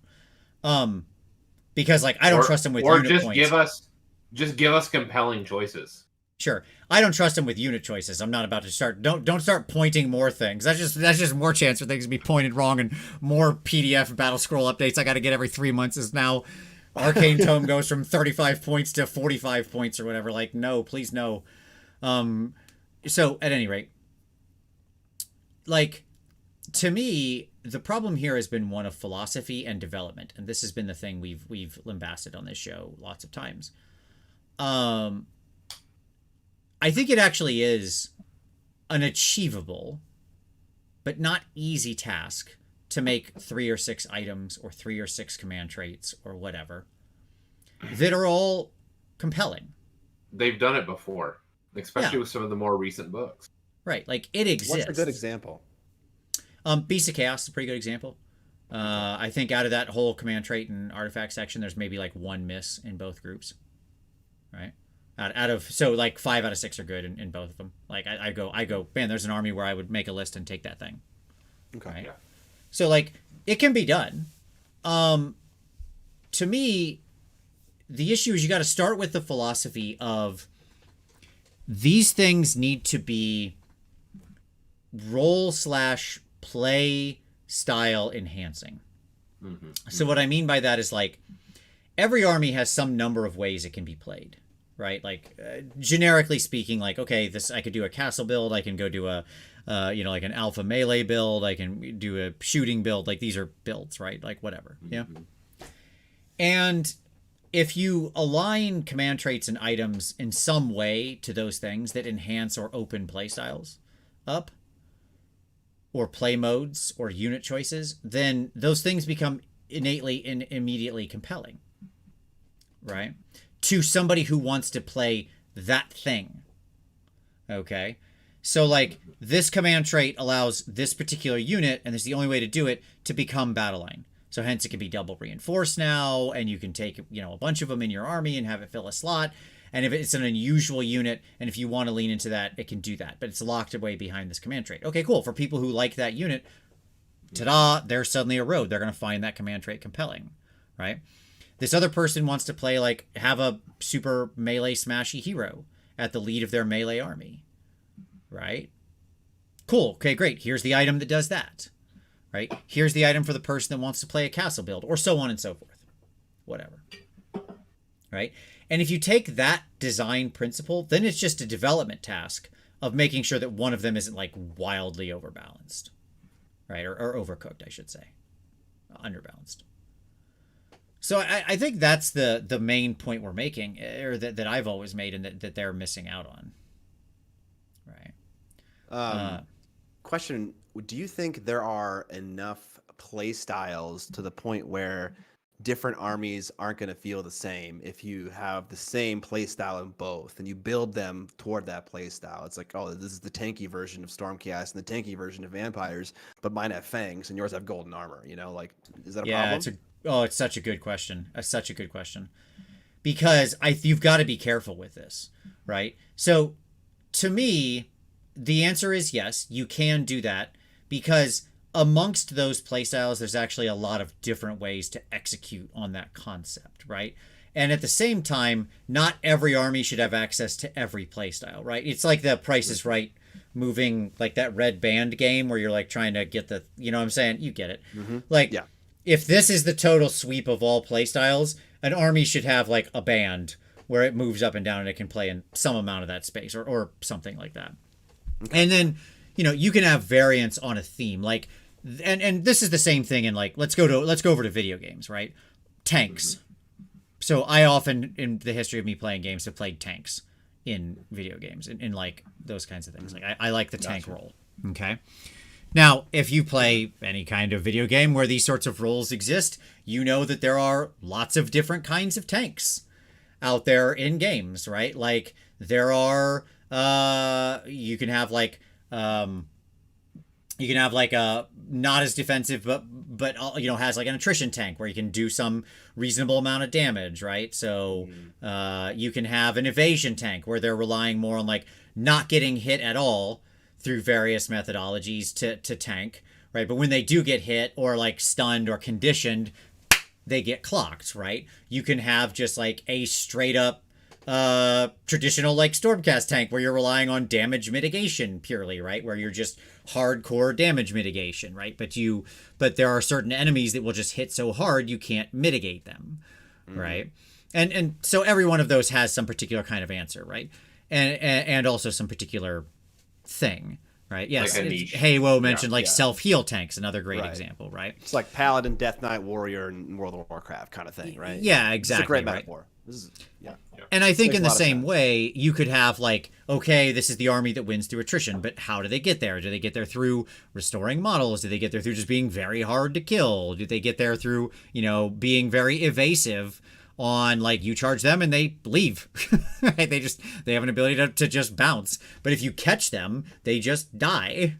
Right? So like I think there's lots of different ways to execute on all of these themes. And it's about finding the execution of that theme that's correct for that army, right? Like if Stormcast were acting like evasion tanks, I would be like, wait, something's not right here. You know, this doesn't make any sense to me. Yeah. Okay. That's a great analogy. I'm totally on board. Okay, cool. So I think that when it comes to internal balance, I think, like I said, this is really just a development thing. I mean, Tom, you've been developing for me in the games I write for a long, long time. Yeah. And we've talked about this before, but it's probably worth mentioning here. Tell the audience about what you do when you develop on stuff that I write. Like, what are you doing to the stuff I write? Yeah, so basically what I'm looking at is I'm looking for the parameters. So the normal operating assumptions of whatever the thing is, right? So like if this is so let's say that I'm testing hypothetically the tank, right? Of some game. What I'm going to look at is I'm going to look at the standard range of assumption, right? And then of like normally let's say there are 10 decision points towards defensiveness that can be made.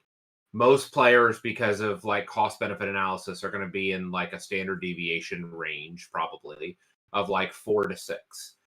So I check that and make sure that that's functional. But then the next thing that I do is that I go and like, what's the extreme versions of these things? Mm-hmm. So what are the skews that just like, does the game break when you even if these things aren't optimal normally, does whatever it is break when you push outside the bounds of normalcy? And if it does, like, do we need to bring in those limiters, right? In order to make sure that the game itself doesn't go off the rail. And that metric can generally be tested in almost every direction, whether it's damage or defense or mobility or any of those things. So what you're almost always looking for are skews in those environments. You're looking for things that will cause the game to go sideways.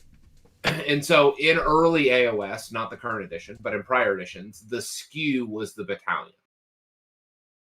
Mm-hmm. Okay. If you wanted to know what would break the game in first and second edition AoS, it was battalion. And so when I cracked a book, the first thing I went to is battalion, because that's not something that they could easily balance or evaluate the secondary and tertiary consequences. And so if you want to know where the really broken stuff was, it was in the rules. But for any given game, there's going to be like your mean that everybody's going to live in, and then the skews. And the skews are often where the game's going to break. It has to be fun in the mean, but it's the skews that you need to like dial in so that the whole thing just doesn't go off the rails. Is that what you're talking about, Vince? Exactly what I'm talking about. Yeah, it's perfect. That's great. I mean, it's funny because if you look at the internal balance chart that MetaWatch had, and Scott, I'm curious as to what you think about this. Because, like, this is one of the places where it deviates from something like a video game, right, or whatever. In that, you mentioned, like, the cutting of command traits to help internal balance, right? Like, you said, oh, they just took the list from 6 to 3 or something, right? There's a lot of armies where we could drastically improve their internal balance if we just took a bunch of units and threw them in the trash. Yeah. Right? Like Underworld stuff, a bunch of Warcry stuff. Yeah, absolutely.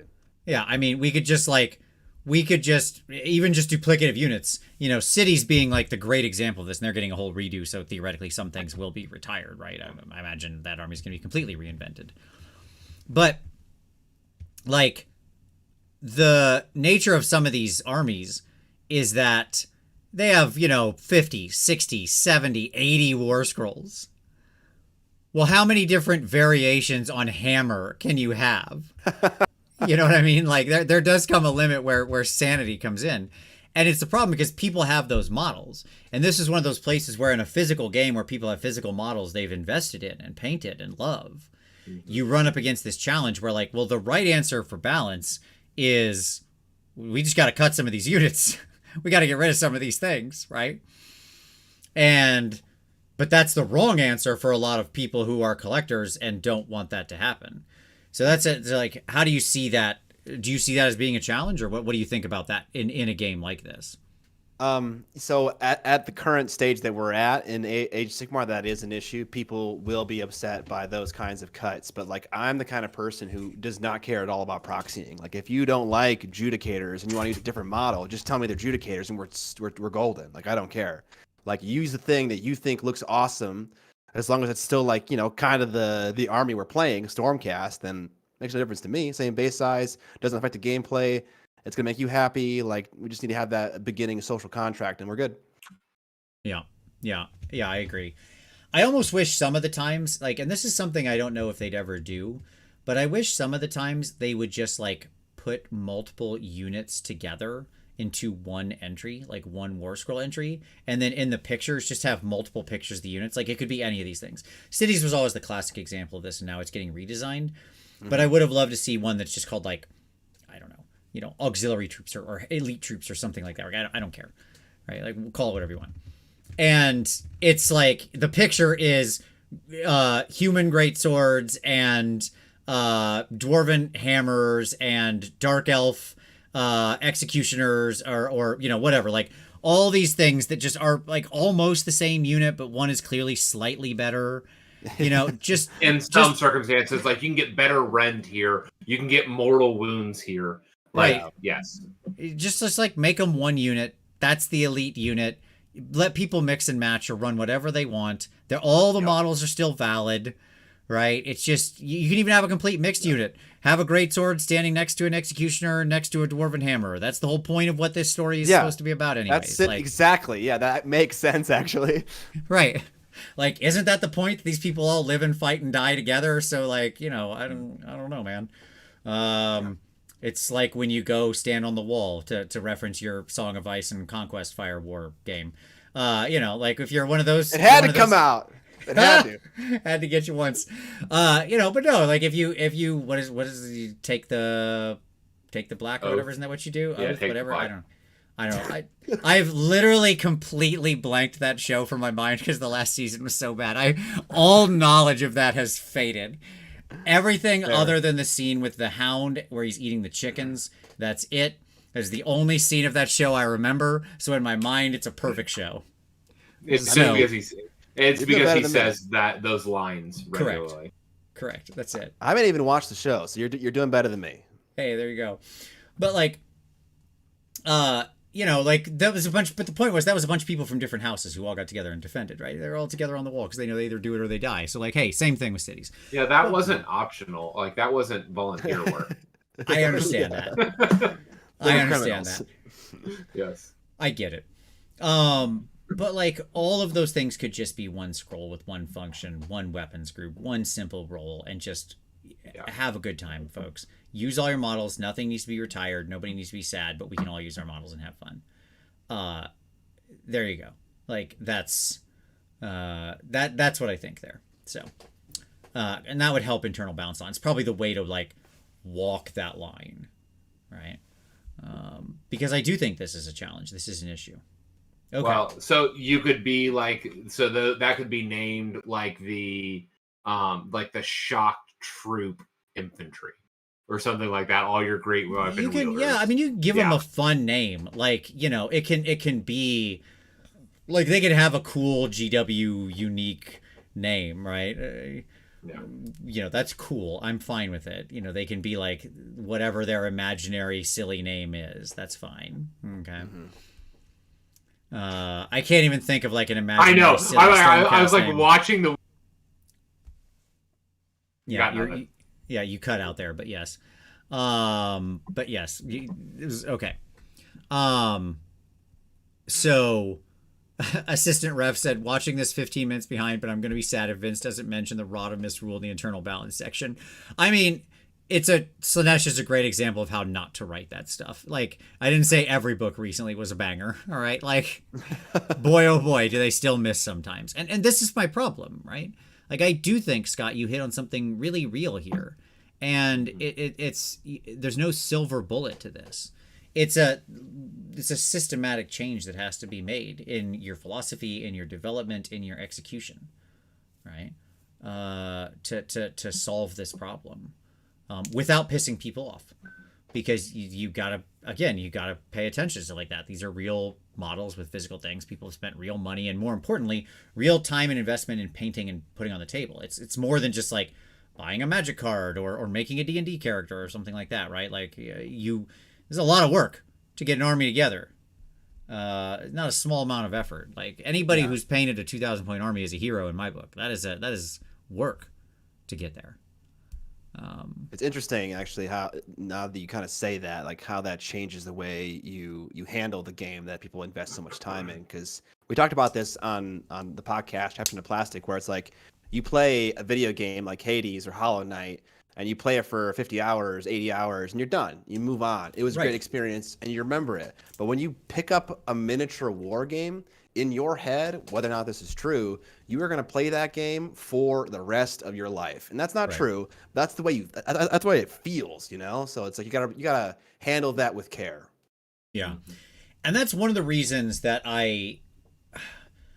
there was a thing in Uncle Adam's recent video. We can use this as sort of transition to the next one, but it was the next topic. But Uncle Adam did his like 60-second interviews on the future of what do you see in the future of wargaming, right? Yeah. And I do not remember who said it, so I'm very sorry that I can't properly attribute this quote. But his statement was like the models are the system, like your Nintendo, and the games are the cartridges you just slot in. Right? John Sutter. Oh, thank you very much. Fantastic. Mm-hmm. Excellent. I'm glad you remembered who it was. I really loved that.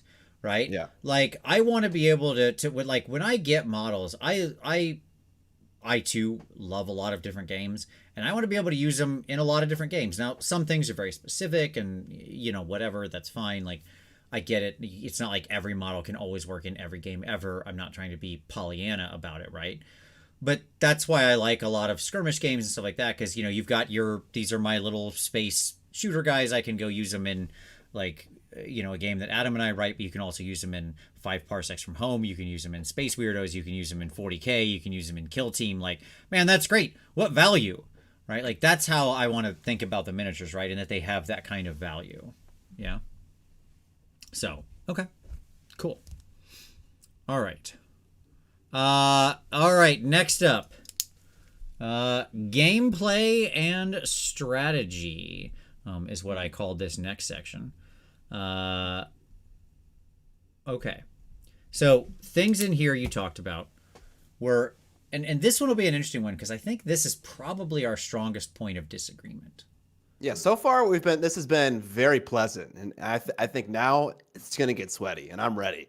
Okay. Yeah, I mean, that's what's so funny about it. A bunch of people were like, "Oh, what'd you think of what Miniac said?" And I was like, "I don't know. I agreed with most of it. Like, it's the same stuff we've talked about on the show, you know." Like, I don't know what you're talking about. This is all stuff I've been saying for years. I'm glad he's on board. Like, yeah, let's do these things. Okay. So, I want you to restate, because I'm not going to put any words in your mouth here since we may have disagreement. The point you made about like battle plans. This is in the like your kind of pushback was on flat gameplay, right? Was I think what you actually called this particular section. Yes. And so go ahead, give me your sort of breakdown of how you see this point, and feel free to be as loquacious as you'd like. Okay. I think scenarios and battle plans are a crutch. I didn't say this in the video, but I'm gonna say it now. I think if your game can exist without something that like maybe mixes it up every time you play and it feels the same, then your game is bad. It doesn't mean that scenarios are bad, that battle plans are a bad thing, and I love them when they spice up the game, but I want to be able to play your vanilla game 1,000 times and have it feel different and unique each time. And there are games that I think do this very well. I know I mentioned Guild Ball a lot, but I love Guild Ball because it has 2 goals at all times. You are trying to literally score a goal and also trying to kill the opposing team. And the interplay of both of those goals at the same time to win the game, they both score you VPs, which is how you win, is very compelling. And like there are no battle plans. There's nothing like that in Guild Ball, and every game is fun and unique. So that's kind of one thought. And I don't know if you want to stop there or if you want me to restate my point from the video. Oh, no, let's pick up on that. Let's hit on that a minute, because yeah, I will say I fundamentally disagree with that. That's fine. And to me, the reason, and Tom, I'm interested for your take on this as well. Like I understand the point of view you're operating from there, but to me, there's the primary loop has to be compelling. So if that's what you meant alone, sure, of course I agree, right? Like that is to say, you can't rely on a battle plan to make the game functional or whatever, right? Like I think Warcry relies on a battle plan to be interesting, and the situation that creates is that when you roll or draw a bad battle plan, the experience is bad, and people are like, "Oh, well, you just didn't get an interesting one." And it's like that shouldn't even be a problem. So yeah. But at the same time, to me, I was a big StarCraft player for a long time. Love me some original recipe StarCraft, all 3s, baby. So and to me, StarCraft, you could say was obviously it was played at extremely high competitive levels. Like I was never that great at it. I mean, I was good enough to beat up on most everybody I knew, but I'm not like. I'm sure some 12-year-old in Korea who would just like beat me before I even had my first Marine out of the barracks, right? And, but like the maps in that game often really drastically changed the play experience of the game, right? Like where the resources were located, the sort of verticality and blocking terrain, where you had to move, and what units could be set up in what numbers and what areas, and so on and so forth. Like the difference between playing StarCraft on a largely flat map and playing on a map with like a lot of sort of hills and changes and abundant resources versus not a lot of resources is hugely different, right? It completely changes the experience. And I value a lot the dynamism that can bring to it. Okay. So to me, it's not your primary loop has to be compelling, but battle plans should let your game breathe and or scenarios or maps or whatever you want to call it, right? That the myriad things about there's ways that this concept could be expressed. Can I jump? Just let me say this. I'll finish my point and then go ahead. Is that it lets the game come into full expression and feel very different in a lot of circumstances that can almost become perpendicular to how you would normally experience the thing. This thing that's very good becomes very bad, right? And I value that in how it can flip an expectation on its head. Okay, go Tom. So I want to build on a metaphor that you invoked, or an example you invoked, which was StarCraft. Yeah. Right? Like, we're familiar with StarCraft. The maps, and you kind of touched on this briefly, and the resources, particularly the resources, like where resources were, created incentive structures that forced you to play and build differently, right? That is functionally what battle plans are. Okay? So the reason why StarCraft was always a different experience was because resource structures were not predictable. Yep. Right? Well, you weren't deploying in a largely flat thing, knowing your enemy was somewhere on the fog of war directly across with 8 pieces of terrain and between you and them, right? Like, that's not what it is, but actually the incentive structures that were baked into each of those maps were the equivalent of what scenarios are in AoS. Sure. By the way, people are asking what I mained in StarCraft, and the answer is very simple. The answer is fire it up. And that's the only answer that you ever need to give. So, okay.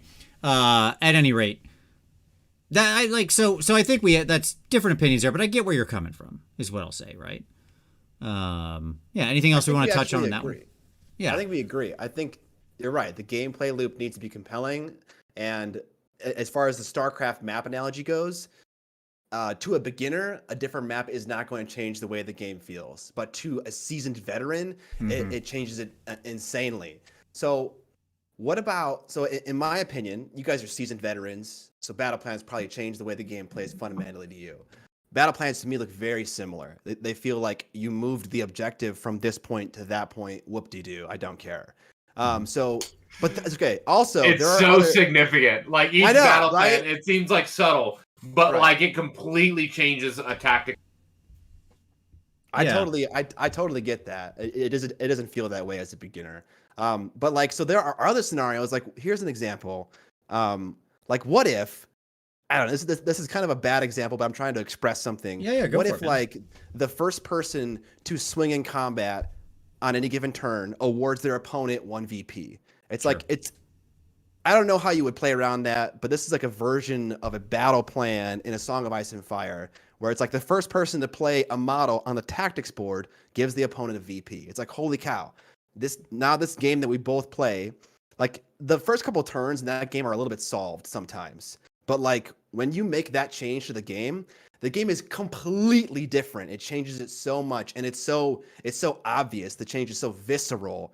It's not a subtle thing, but it still makes the game so interesting and compelling. So you kind of get the best of both worlds. A beginner sees how this impacts the game in a significant way, and it also is valuable. It's compelling. Like, I want to try that version of the game out instead of it being subtle. Like, I don't think that's like better than what you guys enjoy from battle plans, but I think that's my preference for like a scenario in a game and how it should affect the gameplay. Does that make sense? It totally makes sense. And actually, so here's a point where, like, okay, so point of disagreement, then big point of agreement. Okay, so the battle plans, like in the General's Handbook, are wildly impactful on actual gameplay, right? But it's the same thing that you said, right? Like, when you don't realize the difference on the StarCraft map until you're into the nuance of it, and you actually see how much it affects your mobility and stuff like that, and where you need to go, and how much that's going to allow your troops to then interact with other units, and how it'll affect your trading, and so on and so forth.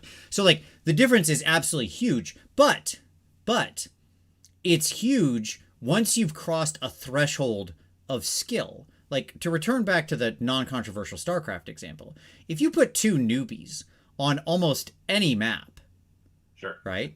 Like, they're almost not gonna play any differently. They don't know. They're gonna be like grabbing. They're gonna be mouse drag clicking their little guy and moving him over here, and then like mouse selecting what they want to build.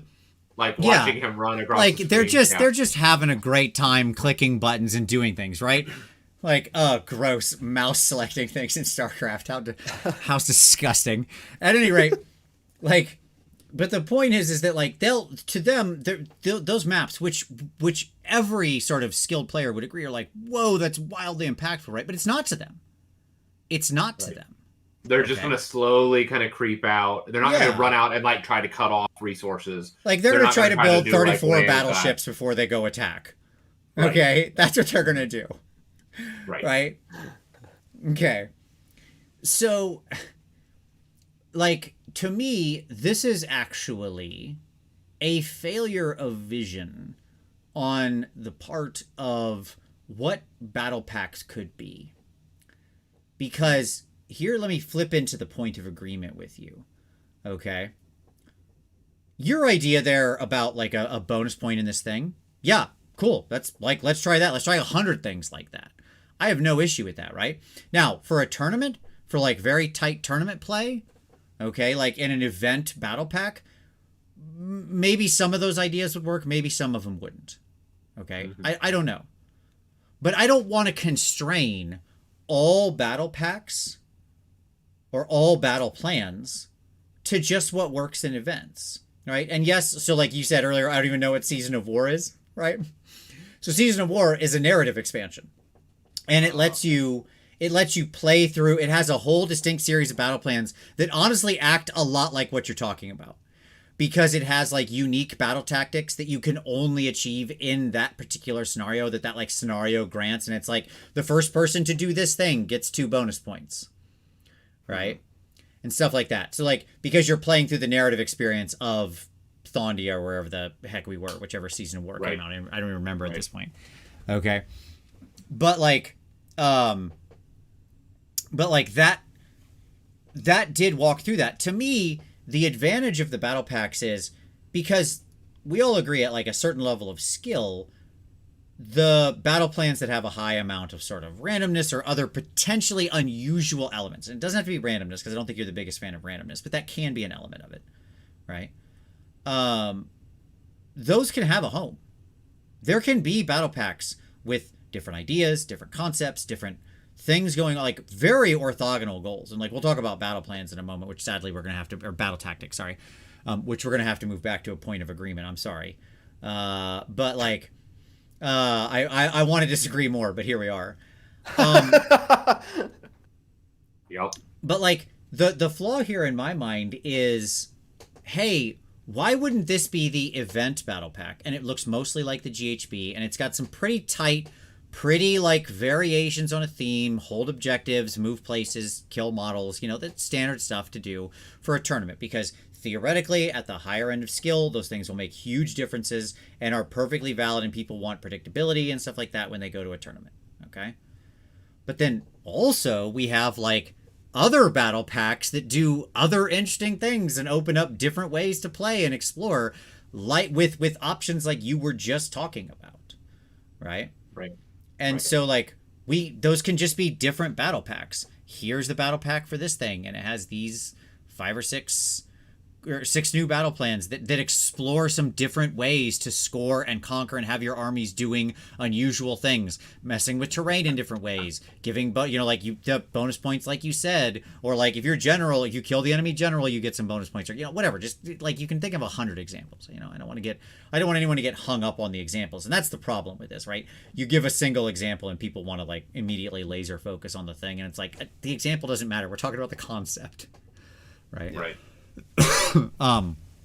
Because to me, that's the way to execute on that. Like, that's what I heard in your head. Like, what you want is, if we're going to use these battle plans, if that's going to be a thing, right, then use them. Fully explore the space, right? And create a really varied experience, right, around that. Yeah.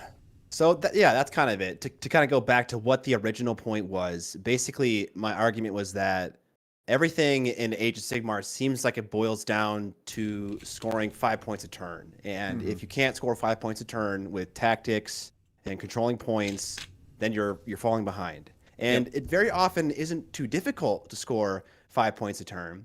But that feels like the state of the game. And everything in the game points to scoring points, and then a big way you score points with tactics, with objectives is killing people. And so you kill people that are on points that are contesting the points that you want. Your tactic is to kill a person. Your tactic is for your hero to kill a person. And it's just like, okay, I'm just going to face roll, and that's going to give me my points because that achieves everything I want. My tactic, controlling my zones. That seems to be the important things.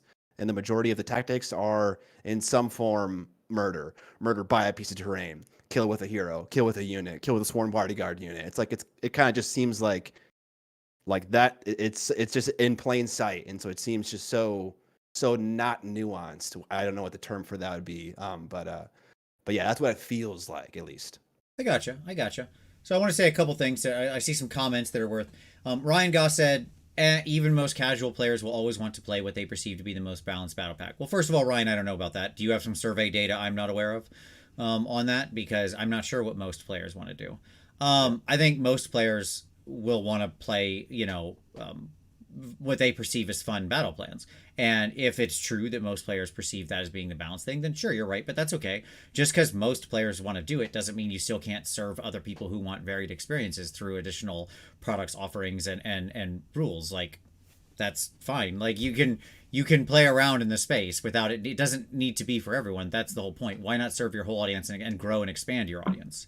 Right? I don't care if 60 or 70% of people want to play what they perceive as the most balanced through GHB. Great. I want to, good, those exist. Those players should be happy. I want to take care of them. But at the same time, I don't want the other 30 or 40% or whatever the number is to have things that they find less compelling. Like, why not both?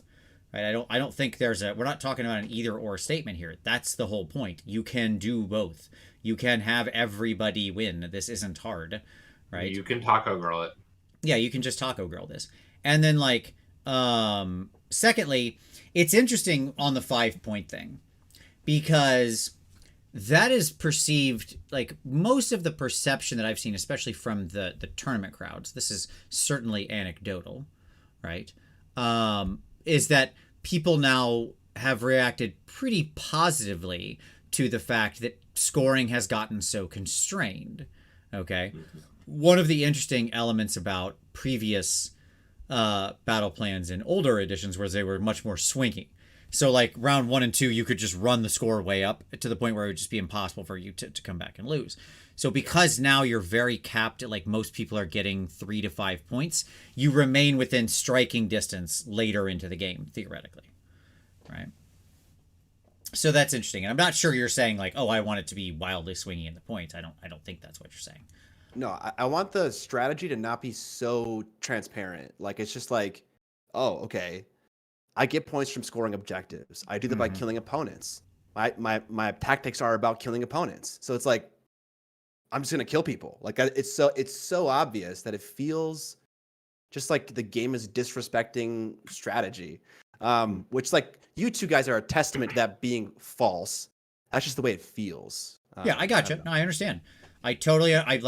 I get what you're saying 100%. And to me, this leads on to the next thing that I wanted to discuss in this little section, which is you pointed this out. And again, this is the huge, the huge failing. We'll see what Tom thinks about this. I hate the way battle tactics are implemented. We have lambasted battle tactics on this show quite a bit.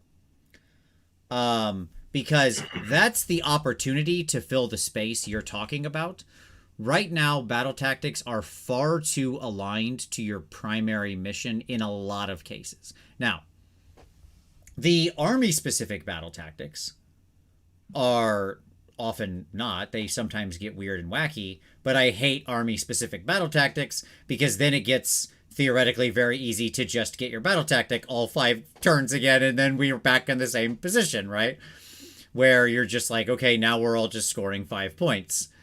So there should be some back and forth and challenge to getting it, but I would love it if battle tactics were often more orthogonal goals to what is actively going on in sort of the middle of the table. When we wrote schemes for NashCon many years back, right? We made them, one of the focuses was to make them very different than what you were trying to necessarily do. So that means you had to have totems in first edition AoS. Yes, one of them required a totem or a banner in a unit. It was not that hard, Tom. Okay. But yeah, like the schemes, one of the differences of the way we did schemes, by the way, was they were activatable once per game. So they were a thing you were trying to score for a bigger amount of points, but you only did it once per game, and they were hidden information.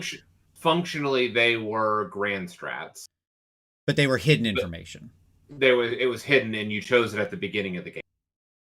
And like that, and like the way that worked was they were often win for losing. Like you pick a specific hero, and you have to get that guy killed. Your own hero. Your own hero. Not theirs, yours. You got to get one of your heroes killed, right? Because he's a spy or something. You have to touch all 4 corners of the map with different units. Right. That is beautiful. That kind should of be stuff, a battle tactic. right? That's the kind of stuff we wrote into the schemes. And I loved the, like, I look, I'm tooting my own horn here, but like, I really loved what we put together because it did make you play like differently. You had to make real choices of like, do I try to go after this primary thing or do I try to go do this secondary thing? And that became a real choice you were making, right? Yes. Right. That's so right now, it's not a real choice. It's all just an alignment. And by the way, Vince, you said you wondered how I was going to respond. You clearly haven't been paying attention for the last 18 I wondered how months. strongly you were going to respond, Tom. Yeah, like over the last 18 months where we're like, what was the one thing that you would change about 3rd edition? Battle tactics. That's been my answer since the beginning. Like, truly. Like, I've had a bug in my craw because I just hate the way that in every aspect that they touch the game. And what they're not doing, what they should be doing, and what they're not doing. And then on top of that, you throw in battle tome, battle tactics. Oof, it's just it gets rough. Get out of here. And the funny thing about battle tactics, to give them their due, okay, is that there is a cohort of people. Again, I don't know how big it is of the total AoS player base. This is one of those things I really would like to do a survey on sometime. But, the nature of the battle tactics is that there is a cohort of players who really, really love them, who really like the way they're currently designed, they're currently implemented, and likes the fact that there's sort of this constant push and pull, and you can deny them on some occasions, but it's tricky. You got to really be a clever, careful player to like sort of deny your opponent's battle tactics. Like there's a straightforward thing they'll try to do. You're going to announce what you're going to try to do. I'm going to react to that accordingly. Like I can kind of think what you might be trying to do on the next turn, and I might set up for that a little in advance. And I don't want to do a disservice to that group of people who really enjoy that play and that experience, right? I just wish it wasn't this sort of default. I would like it much better if again, in certain battle packs, this battle pack over here for events and stuff, they use battle tactics maybe pretty close to how they are implemented right now. But this battle pack over here uses more like what we're talking about with schemes, with sort of orthogonal goals and stuff like that, right? Where it's not just like there's not just win mores, it's not aligned stuff. You're trying to do different things. It has catch-up mechanics would be a great thing that like that's something that doesn't get discussed a lot, but like this is a great place you would put catch-up mechanics in there. Like not a term we've discussed often on this show, but it's something that's a huge part of game design, right? In these kinds of competitive games. To put that in simplest terms for everybody, what is a catch-up mechanic? The blue shell. The blue shell is a catch-up mechanic. Like that's, boo, eat it. Here's a question for you two guys. Would you call Age of Sigmar the Mario Kart of racing games? Sorry, the Mario Kart of miniature war games. I get what you're saying. I want to hate that, but I think you might be onto something there. I've never thought of that analogy before. But it's not my idea, but I heard it and I was kind of like, huh, okay. Yeah, I don't disagree with it, honestly. Yeah, I think you might be onto something there. That's like every part is distinct and has its own flair. Like every unit, like they're very different from the others. Yeah. For armies, and it has general mass appeal. There's some real subtle nuances with the tracks that you can really exploit. Yeah. Knowing how to, take your corners, doing the fundamentals can really change gameplay. Yeah, no, Yep. I can see it. Yeah, yeah, absolutely. I was my favorite version of Mario Kart is obviously Double Dash, and my team was Peach and Diddy in a medium-sized car because not Peach, sorry, Daisy and Diddy, because then when they would switch, she'd go, "Hi, I'm Daisy," and then he would switch in and go, "Yeah," and I would just do that all race, just constantly. It's psychological warfare on my opponents. At any rate, yeah, I think that you might be onto something there. So, like, I want to see battle tactics preserved for people who like them, because I think there is a lot of value there to that kind of concept, right? And we could have minor, like, implementation and execution changes in the way they're done. Even in normal implementation, they could often be more orthogonal, I think, which would give a better experience overall. But I think there's also other modes that we could certainly have like an expression of through these other battle packs. Like, it's a lot of this to me comes down to like wanting to see a more varied experience to serve a wider audience. Like, if this game, because of what AoS is meant to be, it's meant to be the biggest fantasy game in the world, right? That's what they want, right? Like, that's on a whiteboard somewhere in Nottingham. There is a thing written that's like AoS equals world's greatest fantasy war game, right? Like, that's what they want. I'm not making a factual statement here or a claim. I'm saying that's got to be their internal North Star, right? And if that's true, then this kind of variability to make sure that the largest amount of people can have the varied play experience they're looking for and derive psychological utility feels like the right way to go. I don't know. Maybe I'm missing something, but that just feels like the place where they've missed the trick. Right. I think on this point we agree. I think we like tactics. We just wish they weren't so aligned with the main strategy of the game. The idea of them is fantastic. I agree with that as well. Yeah, conceptually, we all love the idea. Exactly. Yeah. And if the tactics were all like the one you said, like you got to touch the four corners of the map. If they were all like something like that, the gameplay would not feel flat to me anymore. Like, I feel like maybe. Maybe, but here's the difference, Scott. Is if every game you had the same X number of tactics and one of those was touch the four corners, I would argue it would feel very static, because what that means is that you're going to touch that four corners every game. Right. And I think that's where the pushback is for what Vince is talking about here, is that the way that those tactics were designed is that they were weightier, and you did one per game rather than doing 5 per game. Okay. And so they were more orthogonal, and the decision point was weightier, a decision that you had to make before the game started. Okay. Because again, if everybody had to touch all four corners as one of their options, they would build their armies such that they can do that easily. Oh, I meant that would be a thing you did on one turn of the game, not a. But that's what I'm saying. Yeah. But if that was the case, if every game you had to, what that would mean is that there is suddenly your armies in the build process is always going to build in such a way that you can always every game touch all four corners easily. Sure. Right. And so it incentivizes certain types of builds and certain types of play. And what I would argue is if that was the case, you would still get as rote of an experience as you're currently getting now. Which is why we designed the things the way we did, where you got a random selection, went for one per game, you couldn't predict what you had, and you could switch which one you were using game to game, and they pushed and pulled in lots of different ways on your list building, right? So you didn't know what you were going to select from. Like, there was a broad list of 25, you got 7, you had to use 5 over the course of the tournament, right? And so that kind of breakdown prevented that sort of repetitive action from happening, right? Right. And so, like, you can design around it, but you're absolutely right, Tom. You've got to think about those secondary and tertiary consequences. But conceptually, right, that is just the example. Like, having a thing like that as part of whatever this broader suite is highly valuable.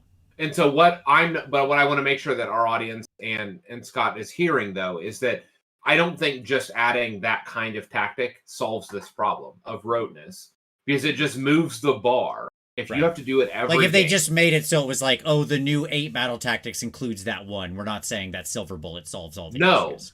Because what it does is it actually creates a much narrower bucket into which some armies can and can't perform, right? If you're having to perform that every game. So, and because in the variation of the battle tactics, what you're doing is, as Vince said, you're stretching what army composition looks like, so that if you design an army a certain way, like if you skew any one way and you get one of these battle tactics, you're not going to be able to complete it, right? And so it forces you to have kind of a toolbox thing where, like, yes, you're going to want some teleporting units, but maybe you don't go with 2 teleporters and set up in 2 corners, right? You do 1 teleporter, 1 high mobility, and then you can do the setup. So if you do get that, you can do that, but you're not skewed so far that way that you have to be able to reproduce that action in every game you play it. Absolutely. You want to have sort of like you can have competing orthogonal objectives that pull on lists in different ways. Absolutely. Yeah. It feels when described in that way, this issue feels unsolvable. Yeah, with the way they're current designed, that's the problem. Right? Like, this is the drum I've been beating for the last 8 is that as they are currently designed, what they do is it engineers a gameplay experience that you have to replicate with every army. And it makes every game almost feel the sub-game is identical in every game. Okay, so you're saying it needs to go entirely. It needs to go entirely. Okay, interesting. Because what it is that functionally they have replaced secondary objectives with the battle tactic like design, but the problem is what they've engineered is a subsystem that replicates similar gameplay in every game you play, no matter what scenario you're in. And to me, that's what's causing the problem. So what you need is a secondary objective system that doesn't force mirrored gameplay in every game. You need to actually stretch your army design in there. Right. Yeah. And again, that is all solvable stuff. Like you can, like Sean mentioned Kill Team 2021, which initially tried to solve this by having semi-random secondary objectives. You draw 2 secondaries at a time, but only be able to use one of those 2, helped avoid the same secondary. So you're drawing from a random deck. You're always having 2 you can go at. You pick one of the 2 to try to achieve, so on and so forth. Right. Yeah. And literally, this is what I've been arguing about for 18 months. Yep. And so you don't have to by the way, Tom, when you get super loud, your mic is gating you out. Like it's going to stop you from yelling. So it cuts you off. Just so less passion. Yes, I understand. And so I do think this is solvable. I think you can strip it to the studs to solve it. But conceptually, there is a way to implement even you achieve this thing once around. There are many ways you could orient on that. The Kill Team thing is a good example, but there's 20 other examples from other games of floating generated secondaries that pull on list building in lots of different ways. You could do it once a game and have it be a high risk, high reward type of item where it's going to, make you act as it could be a big catch up mechanic. There's lots of different variations on this concept. I just think the current implementation is lacking. But as an aside, oftentimes spikes actually love this the most, because what every game becomes is how well can you reproduce the dance every single game. And everybody is being measured in inches, right? As to how well you can reproduce that rhythm of battle tactics without dropping anything. So it leans towards a certain type of play style who wants to get the perfect game. I feel like you can almost, I don't know if I could make a verb out of the word generic, but genericize any game to make this an issue in any game. It's like you have objectives that are the same game to game, and you're going to write a list to accomplish these objectives. That doesn't seem like a problem when you look at it from 10,000 feet. That just seems like the game. Right. No, I think that's true. I think you can zoom out so far as to make this a sort of nonsensical argument. And that's why I think that this really, this one does more than many. The devil lives in the details, right? Yeah. I think the execution on this really matters. I mean, and I think that's often the case. Conceptually, that's why we all said, hey, the concept of battle tactics, of like this floating secondary thing you're trying to do that isn't necessarily kill your opponent, that scores you points, right? That's, I guess, in a sentence, conceptually what a battle tactic is, right? Yeah, great idea, right? Like everybody's like, yeah, cool, that sounds good. That all sounds like a thing that should be part of the game, right? Fine. But then like how you execute on that matters a lot, right? Because you can have good or bad execution of that concept that can result in gameplay feeling more static or gameplay feeling more varied and skill testing. Okay. So, cool. All right, good. Hey, by the way, and as I was just gonna say, don't forget to hit like, people. There's so many people watching, and not all of you are hitting like. Just hit that button. It's so easy. Subscribe if you haven't already. Look for fun, nerdy, unbelievably deep dive discussions like this. Believe me, there's so much more to come. Go ahead. And as you know, as people in the comments have kind of highlighted, I think nailed it. People still enjoy chess. Like that's okay. Like if that's your game, right?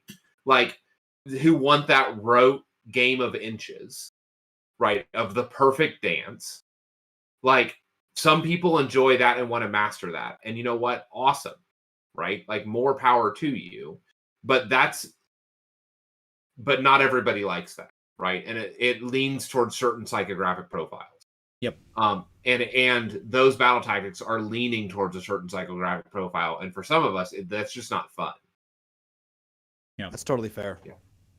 Now, there was one more point you made in this section I think is worth sort of exiting out. We get our last point of discussion here in this section. And it was about sort of smashy ness of the game. Like AoS is a very deadly destructive game, right? Like, oh yes, you set up for your move, you come in, you blow their unit up, and blah blah blah, or you either do or don't. If you fail, then your unit explodes, and so on and so forth, right? This kind of back and forth thing, right? Yes. Okay. So and oftentimes this can, so there's two things I'll say to this that I want to get out there, and then I want to get more of your take on it. Okay. One is that, and you know, I'm opening a door here which I'm going to regret, but that's okay. Is that is very much the case at lower points games than it often is at 2,000 point games. That's a whole separate discussion. We can discuss the 2,000 point game controversy in a moment. There's a lot to unpack there. Okay. I only wish it to say at this moment, the only point I'm making is that when you go down into the lower points, that will happen a lot more often than it will it won't have the same impact. Let me say it that way in a 2,000 point game. That's what I actually mean. Yes. Because you'll still kill things and blow things up. It just won't have the same impact on the game. I totally agree with that. And the point is that the issue is the exact same at 2K points. You just have more stuff that can die. And that is the only thing that makes it different. And that is a problem. That is bad game design. Everything has insane kill potential. And that means that I need things in my army that its express purpose is to die. And that feels like a kludgy mistake. It's like we wrote the rules, we floated it out into the universe, and all the gamers were like, wow, I need something to protect my units that I want to actually do something. So I'm going to put this meat shield in front of it so that it can die first so that I can still play the game.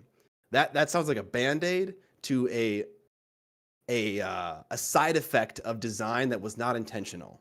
That's what it feels like to me, at least. Yeah, sure. I don't think so. I think it was absolutely intentional. Just because, I mean, AoS has always had, or Warhammer Fantasy has always had chaff. Like, if you didn't play chaff in Fantasy, you were dead in the water.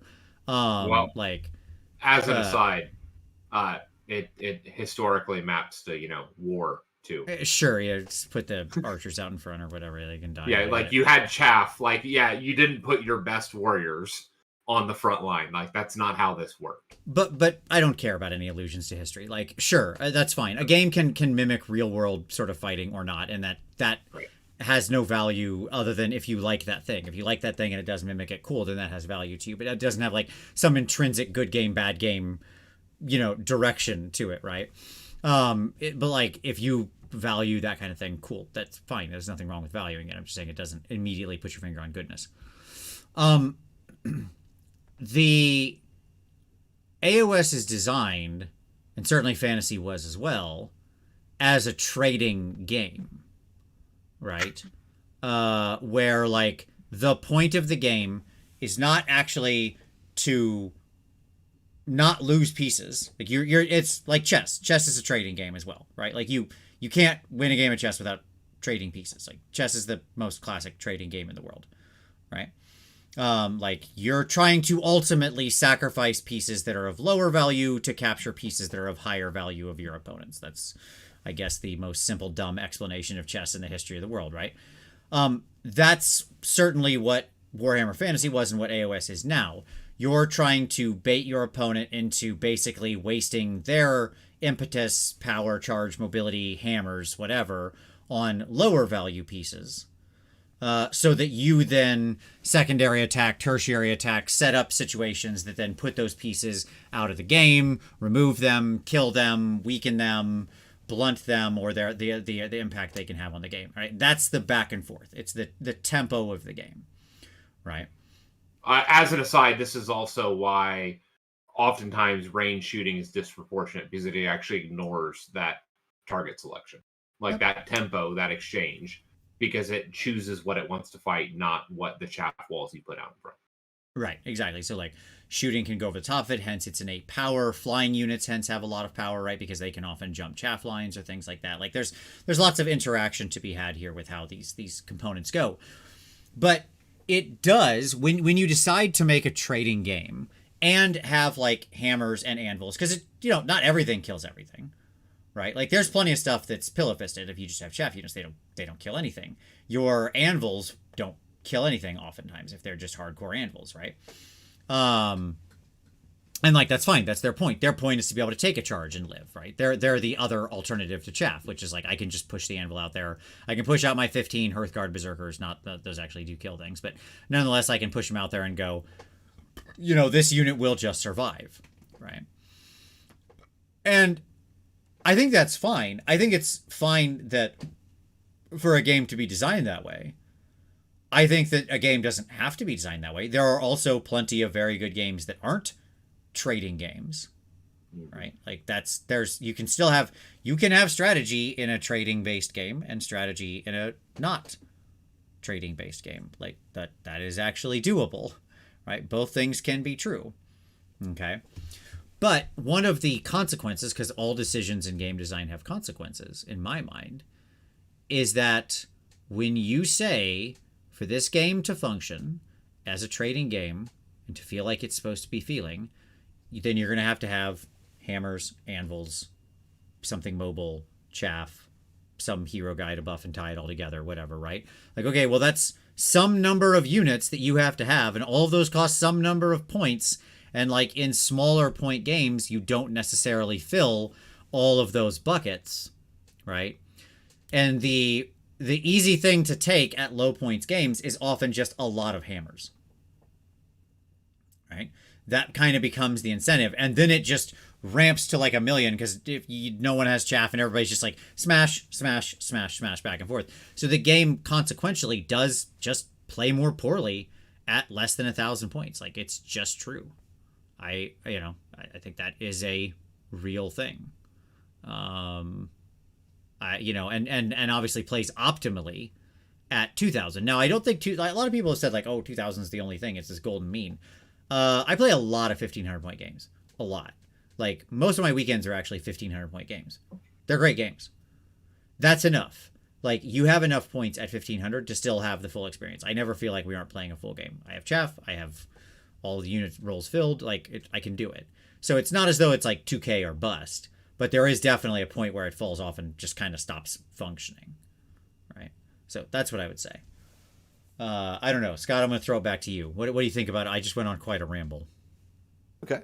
I think when you equate it to chess, where a piece takes another piece, and it's a binary reaction, it's a binary interaction. Like your whole piece just died. It's kind of like in AoS when like your whole unit just got annihilated by my Vampire Lord and Zombie Dragon. Mm-hmm. So that's an interesting way to think about it, and that's definitely new to me. But my maybe pushback would be that you can have a trading game that doesn't involve losing your entire unit. And Sure. and my most interesting experiences in AoS so far have been playing against um uh the Nurgle Warriors of Chaos faction. That name is escaping me for some reason right now. You're fine. The Mega Cannon Nurgle. Yep, I gotcha. Exactly. Thank you. I'm playing against that faction because they are so tanky and not super killy, at least in the small point totals that I've been playing. And so Classic attrition army. Yep, they work you down. Yeah, so I'll hit a unit, I'll kill some, they'll respond in kind, and it's very interesting. Actually, the first game I played at 500 points was against Mad Kingdom Nurgle, and it was so interesting. The game had so much movement, and the battle reports out there if you want to watch it on Miniac's backlog. It's one of the first videos on the channel, and that was so much fun. And the question I posed was, can AoS be interesting or fun at 500? And in that case, the answer was yes. Sure. And I wasn't killing whole units. Like, I still had a unit of Blood Knights. I was getting buffed up with Rousing Commander and like all these amazing things. And I was hitting things hard, and it was interesting. It was compelling. That still, to me, is still trading, but I'm just not annihilating everything in one swing, right? Yeah, sure. I don't know. No, I get you. And I think this is where it very much comes to, like, for me, this is and I kind of alluded to this very early in the show. To me, this is a huge strength of the game, right? But I completely get the point of view you're coming from, right? And part of this might be like part of this can certainly result in army choice, because as you mentioned, like, oh, Nurgle, that's interesting, kind of how that's working and stuff like that, right? So like certain armies will have certain play styles that can lean more into what you're talking about. Like, to me, this is I love going into a unit. Like, when I attack a unit, I don't want to leave anybody standing. I want everyone. I mean, neither do I. I want to kill everything too. It just it just feels a little bad because it feels like everything is so important. Like, I'm going to annihilate this, and if I don't, that was the expectation, and I am like now behind in a significant way. Sure. So, I mean, I don't know. And that's, it's funny because I do think it's interesting when those things play out, when you have to use your hammers in different ways. Like, I had a game against just one of the absolute best players in the Midwest several years back at an event, and he was playing Fire Slayers and I was playing my Slaanesh Slaves to Darkness, and I ended up getting in a fight with his Hearthguard Berserkers in the very center of the table with Archaon.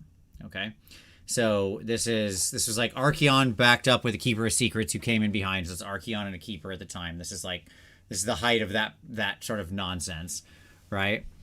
And fighting like the worst, most tankiest attrition anvil that ever existed, right? Like the unit that cannot be killed. So the two killiest pieces in the game going at the unit that cannot be killed, right? The irresistible force and the immovable objects, right? And we had so this fight just happened, and it read on for like the game, basically. Right, it started very early, and just the game, the center of the board was this fight. So the actual game became us using all the rest of our pieces that wasn't that, because those were just locked in, and I was like slowly weeding him down and probably going to win the fight, but it was going to take until like turn 4 or 5, right? So it was, how could we use the rest of our pieces in the best way possible to actually decide the outcome of the game, right? So I totally get where you're coming from there, because when you have some of that back and forth and have to use your pieces in these different ways, where it's not just like A kills B, but then X kills A, and then I kill X, and whatever, right? Like, you get what I'm saying, right? When you like that's a perfectly valid way to play, and there are some armies that do that completely, right?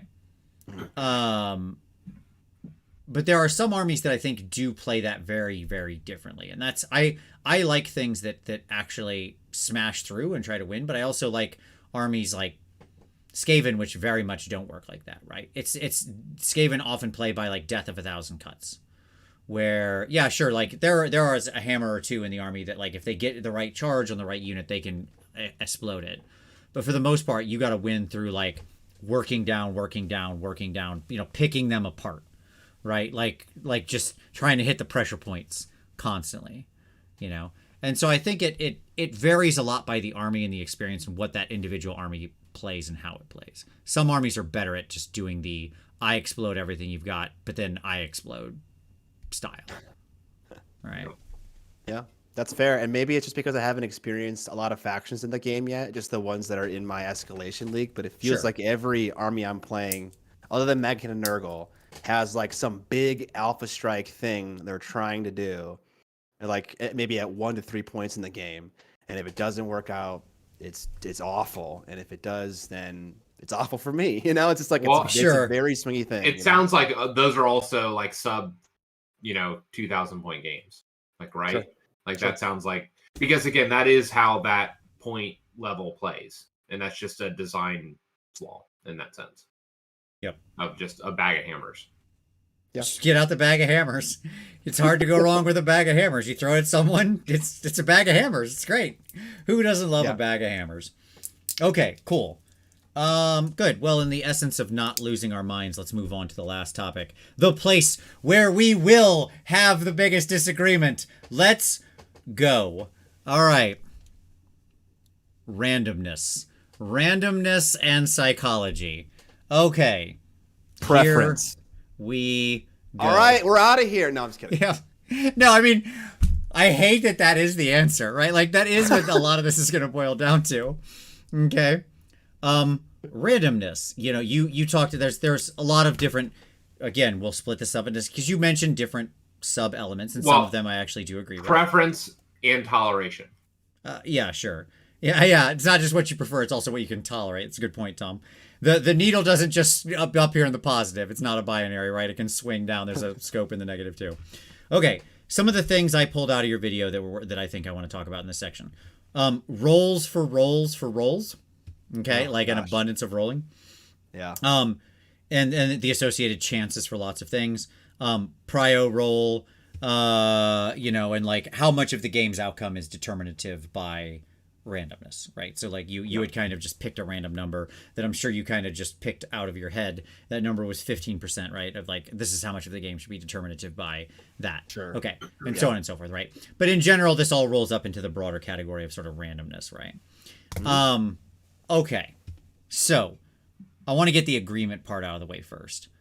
Like I said, we got to get it out of the way because you made a really good point, which is a thing that drives me absolutely wild in this game, which is rolls for rolls for rolls. One of my least favorite things. We have lambasted it on this show multiple times. Please stop. Please stop. Please stop like a spell where it's like you cast the spell, then you roll higher than their bravery. Then on a 4-up, then they take some random number of wounds. How many dice do I need to roll before we get to an effect? Screw you. I love rolls. Like, really?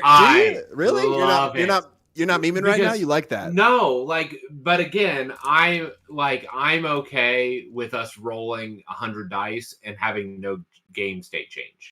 So, like, I don't mind as an endurance player. Like, I was the guy that had re-rollable saves, double saves when that used to be allowed.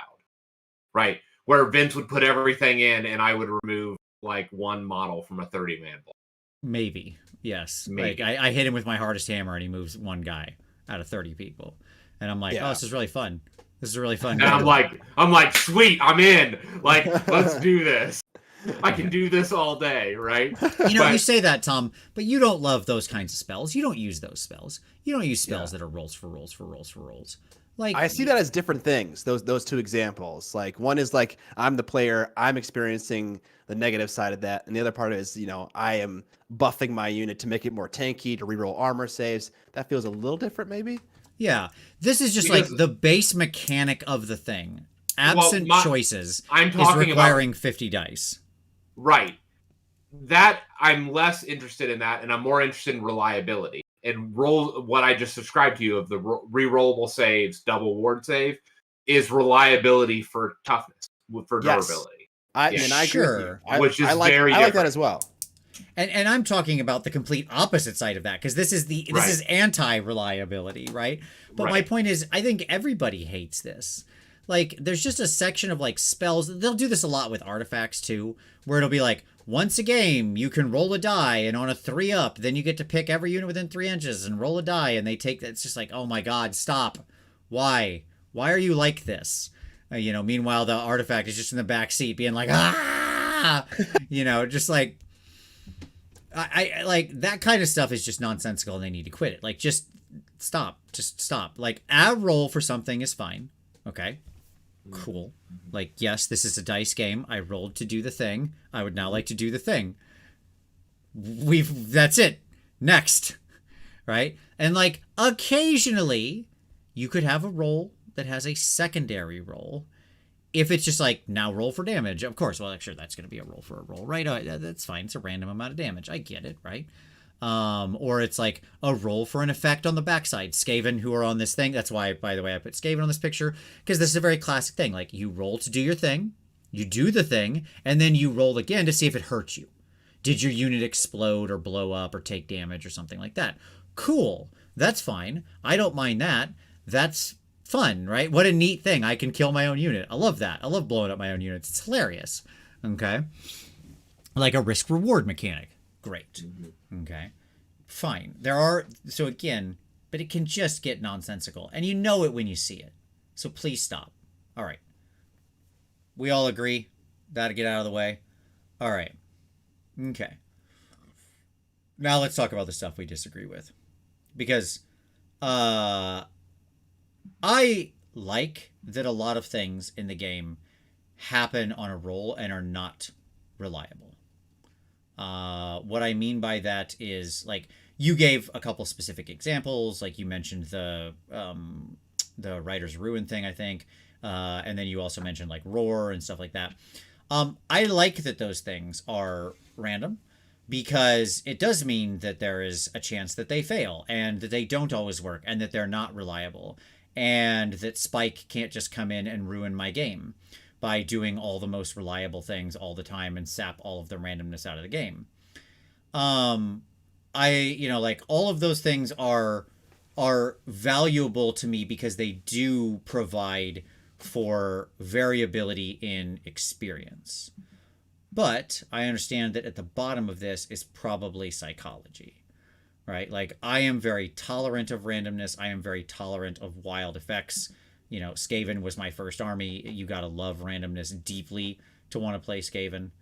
And so, like, accepted that I am different than you, and you have a different tolerance / preference for this thing. Right? Yeah. I think we can really boil it down to that. And I think, furthermore, I think it's really a Scott problem. And I didn't explain this at all in the video, but I have this need, and I don't know why, to understand where someone is coming from. And so if everyone that talked about AoS was just like, we're just having fun, crazy things are happening, it doesn't matter. Like, who cares? I'd be like, oh, okay. But the perception that I get from AoS, and maybe it's because people that I hang out with, is that it's a crunchy, competitive game. And I'm like, oh, that's what it is? Okay, now I'm going to treat it like that and think about it like that. And then I experience all these things that feel like they undermine the strategy of the game, the spikes of the game, which is like, for me, what a crunchy competitive experience is. And it's like, wait a second, like, I lost because of like XYZ factor that I had no control over. And that's like the ultimate competitive game sin to me, right? And then, of course, I'm assuming things, like I probably lost for a number of factors. But does that make any sense where I'm coming from on that? It does. I mean, it completely does make sense. And let me use that to segue into a point here. You had mentioned that, like, the determinative factor in games should like, again, you just threw out a number. I'm not saying you're like, going to the mattresses over this. It was like 15%, right? And should be determined by sort of randomness of the victory or, whatever. Like, again, please don't people get hung up on that number. I'm just using it as a baseline to sort of, to make a point, which is, like, we know from statistical modeling that what you experience, how much randomness effectively impacts the game, is almost completely determinative by your point on a skill curve. Okay? So at the low end of the skill curve and the high end of the skill curve, we did a whole show on this, basically. Randomness has almost no impact on the game. Okay. And you see this because there's a cadre of tournament players that will go to a lot of tournaments. They are extremely high skill players. They play very competitively, and they're in the top 10 at every tournament they're in. Okay? Like that, if randomness was having an outsized effect, those people wouldn't be 5-0ing every tournament they go to. It just wouldn't happen. Right? Mm-hmm. Because they would have lost to randomness. But Caleb Walters is going to go 4-1 or 5-0 with his Zinch every game, every time, basically from now until eternity. All right? Because that's just the level of skill he's at. Okay? It's a question of, does he beat Tom in round 5, or does he lose to somebody else who's a better player? That's the only question. Right? See what I did there, Tom? See what I got there? Classic. Gotcha. Yeah. So, like, at the low skill, they lose because they just don't have the skill to actually outcompete their opponent, right? That, like, randomness can't save them effectively. At the high end, it can't hurt them. At the low end, it can't save them. Now, the interesting part about the skill curve is that in the middle section, okay, like, let's say you're I don't know, let me just make up some random term for somebody who would be in the middle section and want to play like a relatively competitive game, but even though they were actually a casual person. I'm just going to put some words together here, Scott. Okay? I'm just grabbing this randomly. What if you're like a so-so pro, for example? Oh my God. Yeah. People took that term and ran away with it in a heinous way. I know. And I had to give you that big build up for that. I could see you just slowly dying as I built that. But like, no, like in the middle ground of skill. And I totally understand your point, because it's the same 3 levels I've always talked about with like Magic and Back in the Way and stuff like that, right? Like you've got this very broad cast of people who are just players. You have this cast of people who like understand the game well enough to play competitively, but can't like they're not LSV. They're not Gavin Very. They're not somebody like that, right? Who like when you draw you draw your hand, they draw their hand, you play your first card, and they're like, I can tell you to almost a 90% certainty what the other 6 cards in your hand are. Yeah. Right? That's a level of skill that's like at the very top end. Right? Most people occur in that middle bucket, which is all you're saying. Right? Like you don't treat things completely casually in beer and pretzels, but you also don't have the time to make this your entire life. Exactly. Okay. Yeah. Like I don't even understand where the issue with the term came from. Maybe you can explain it. Because obviously, if you look at anything in a vacuum and you just look at the word pro, then I'm an idiot. Of course, I'm not a pro. But like, if I give it this delimiter, where does the confusion come from? Like, I see everyone in chat is going off right now. I actually didn't even realize how much of a thing that phrase was. Mm-hmm. I thought it was just like a little thing that Haywo mentioned he had an issue with.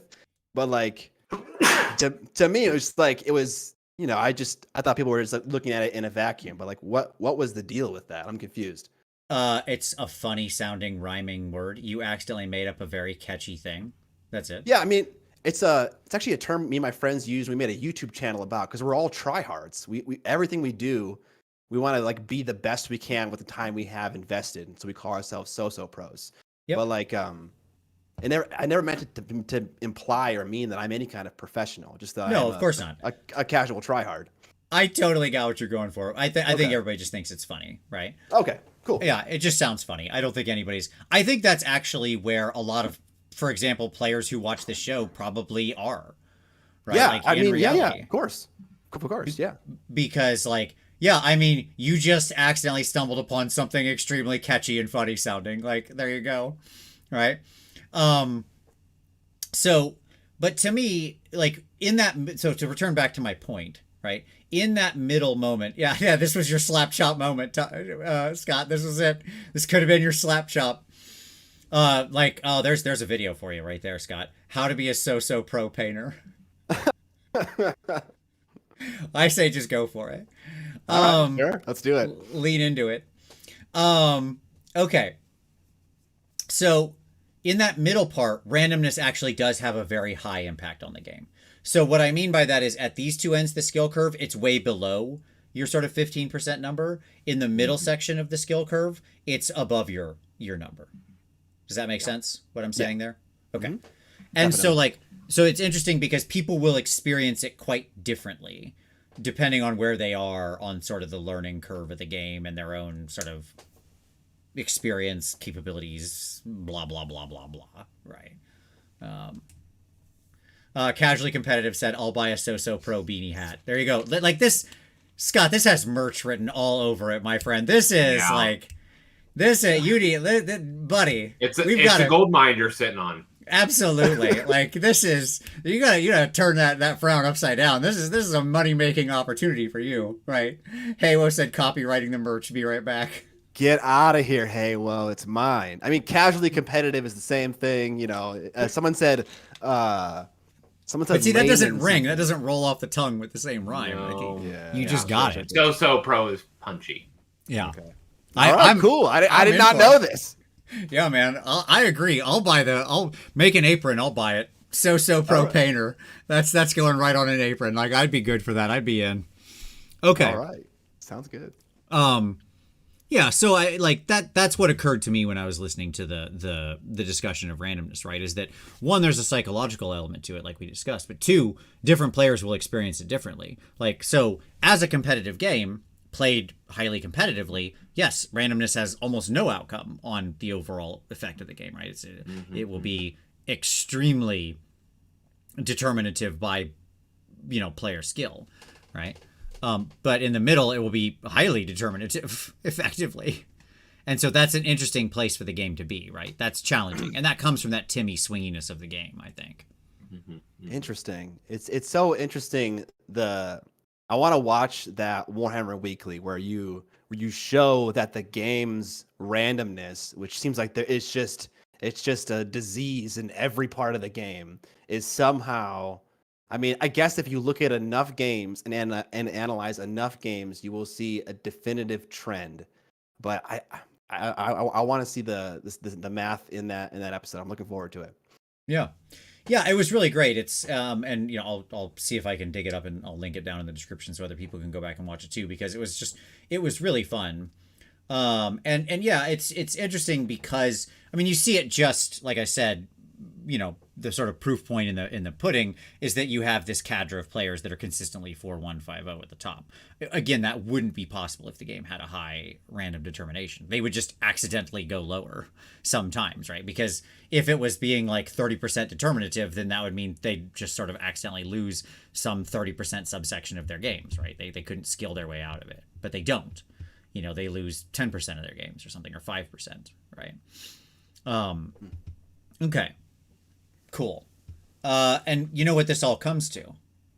I mean, if we're talking randomness, there's Prio, baby. That's right. We got to talk about that priority roll. Y'all didn't out there think we weren't going to discuss priority.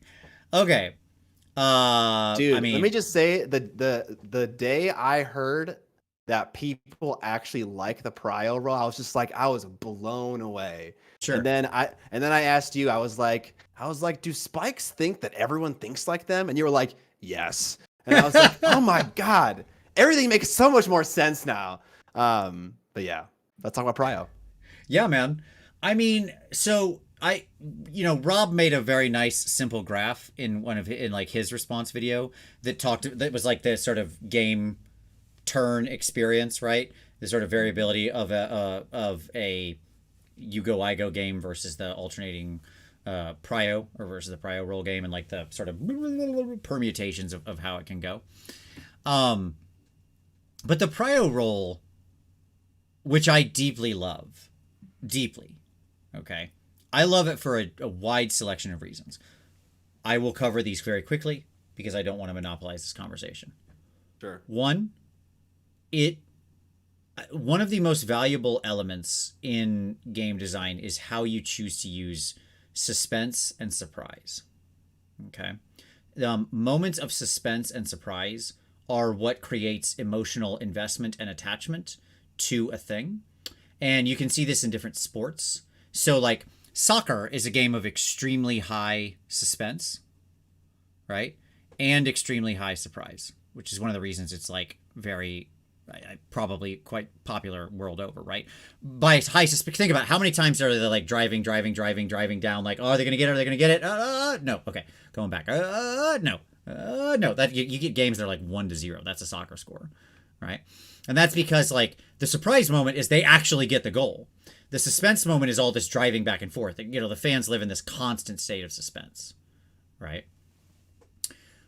Whereas other sports don't have that same kind of thing. Like basketball doesn't tend to have the same amount of suspense. Oftentimes, it's a lot of just back and forth, and you get 2 points, and then they get 2 points, and then they get 2 points, and then they get 2 points. You know, like until somebody gets on a run, right? Somebody does like, it's a 12-2 run, or you know, whatever. Okay, but it has moments of like high surprise, like high surprise, buzzer beater shots, right? Like miracle 3-pointers. You know, like dodging a defender and dunking. Like these are all moments of just like high surprise when they come out of nowhere, right? Okay. That's all. I use those kinds of analogies just to make things non-controversial. AoS has, and the priority roll itself generates a moment of both extremely high suspense because you know it's coming, right? Right. But it doesn't generate a lot of surprise. It's a moment of suspense. You know, there's only 2 possible outcomes. Like you're going to win and get the and have a choice, or I'm going to win and have a choice, right? And that could result in double turn or not. Okay. The surprise moments come from the RNG that we talked about here, right? Like that's I swung in, I rolled a lot of dice, they all turned out really well, and your unit evaporated. Or alternatively, you rolled really well, and your unit just went, nope, we're still here. By all accounts, like to the 99th percentile, you should have killed me. But we live beyond the 3rd standard deviation now. What you gonna do? Right? Like, that's a moment of surprise. Okay. And to me, that suspense of the prio roll every time just really adds a lot to the game emotionally. Okay, so like I'm not talking about any game consequences right now or anything like that, right? Because I'm just talking from the emotional state. Now, game-wise, it can be a catch-up mechanic. It can also be a beat-down mechanic, right? Because that can happen. You can be on the back foot and then get doubled and then stuff like that. But it influences and makes it flows out to a lot of choices, how you build your lists, how you choose to trade, how you move. Like it adds a lot of skill testing to the game, which I enjoy. But even I will admit it has a dark side because it is an extremely skill testing element. Mm-hmm. And when it is very hard for new players to navigate, for even casual players to navigate, right? Because when played as sort of straight games, it can oftentimes be just like I roll, I won, I got the double, I beat you down now. And that's it. And that's how it can often shake out, right? Because extreme high skill testing mechanics, when not utilized, become gotcha points, lose points for other players, right? And that's the challenge with it ultimately. It is one of those things that's legitimately like, yeah, sometimes a new player will pull out a win because of it or something. But it can also be something that can just beat them into the ground and make them feel like they lost for reasons that were completely out of their control. Like that absolutely will happen. So it's a mechanic that I love, but that has a heck of a dark side. Okay? Which I must be honest about. But I wouldn't want to see it go away from the game. In its current form. So there you go. That's my defense of it. Okay. But yeah, I mean, yeah, I suspect I know where you're coming from, but what do you think? Like, what's your? Obviously you're not a fan, but Spike's not a fan of this sort of thing in general. But do you think it's like, what do you think? I'm trying to unpack that. What do you think gets you about it? What gets in your craw? Is it just the randomness, or is it something else? Well, I think it's just the swingy nature of the game in general, and that compounds it. So in any given miniature war game, there are outcomes that determine the larger outcome of the game, winning or losing. And an interesting metric to discuss is like how many outcomes determines a win. Is it 5? Is it 10? Is it 20? And different games will have different amounts. Sure. And my preference for a game is for it to be 20, 25 outcomes. I'm not talking like I made this strategic choice to make this one very big moment more likely to occur for me. That's not what I'm talking about. I'm talking about I went for a thing and it was good or it was bad. Okay, like after dice rolls. Like how many of those moments add up to a win in Age of Sigmar? To me, it feels like it's a little bit lower on the spectrum. and other games are a little bit higher. It's like a dice roll, right? If I roll 1d6 looking for a 4-up, that might happen, it might not happen. If I roll 40 dice looking for a 4-up, I'm going to get closer to that average of half and half more often than not. So if I amortize my opportunities over more decisions, then the outcome becomes just naturally more balanced, even though we're using dice to play the game. And that's an individual experience. I don't need to look at 1,000 games to see that on a graph. I can feel it in one gameplay experience. So AoS and the prio roll all just feels the whole game can feel swingy. Like the game comes down to 3 to 5 decisions. Sorry, 3 to 5 outcomes, not decisions. Outcomes. I understand what you meant. Outcomes, yeah. Yeah. Because you can make the decision, but it doesn't manifest into an outcome. I get you. Right, yeah. So I think that's my ultimate issue with prio. It compounds an issue that already exists in the game in a massive way. So yeah. Okay. Tom, what's your take? I like priority. I always have. I meant more like what's your take on what Scott just said, but sure, that's fine. That's broadly too. I would say that I don't think that it compounds it. That's not been my experience, but I think that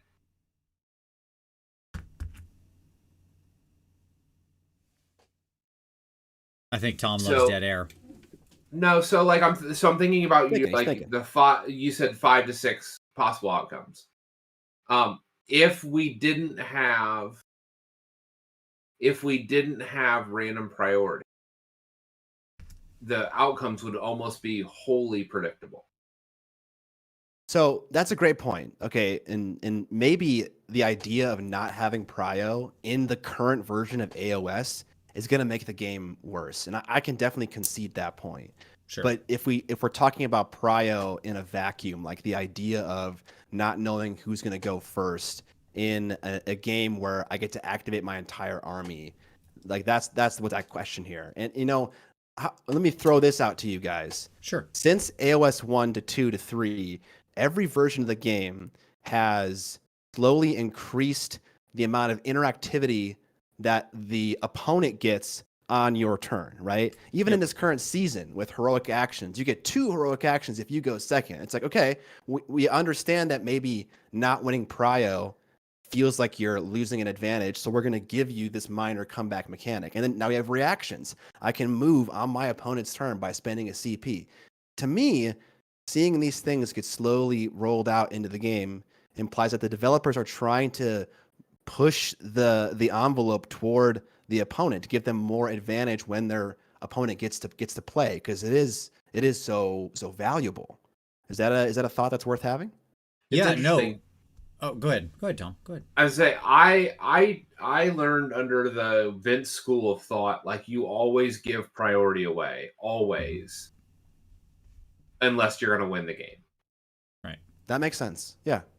Like, and so it's funny to me that all these incentive structures continue to compound those, and it's only reinforced that thought.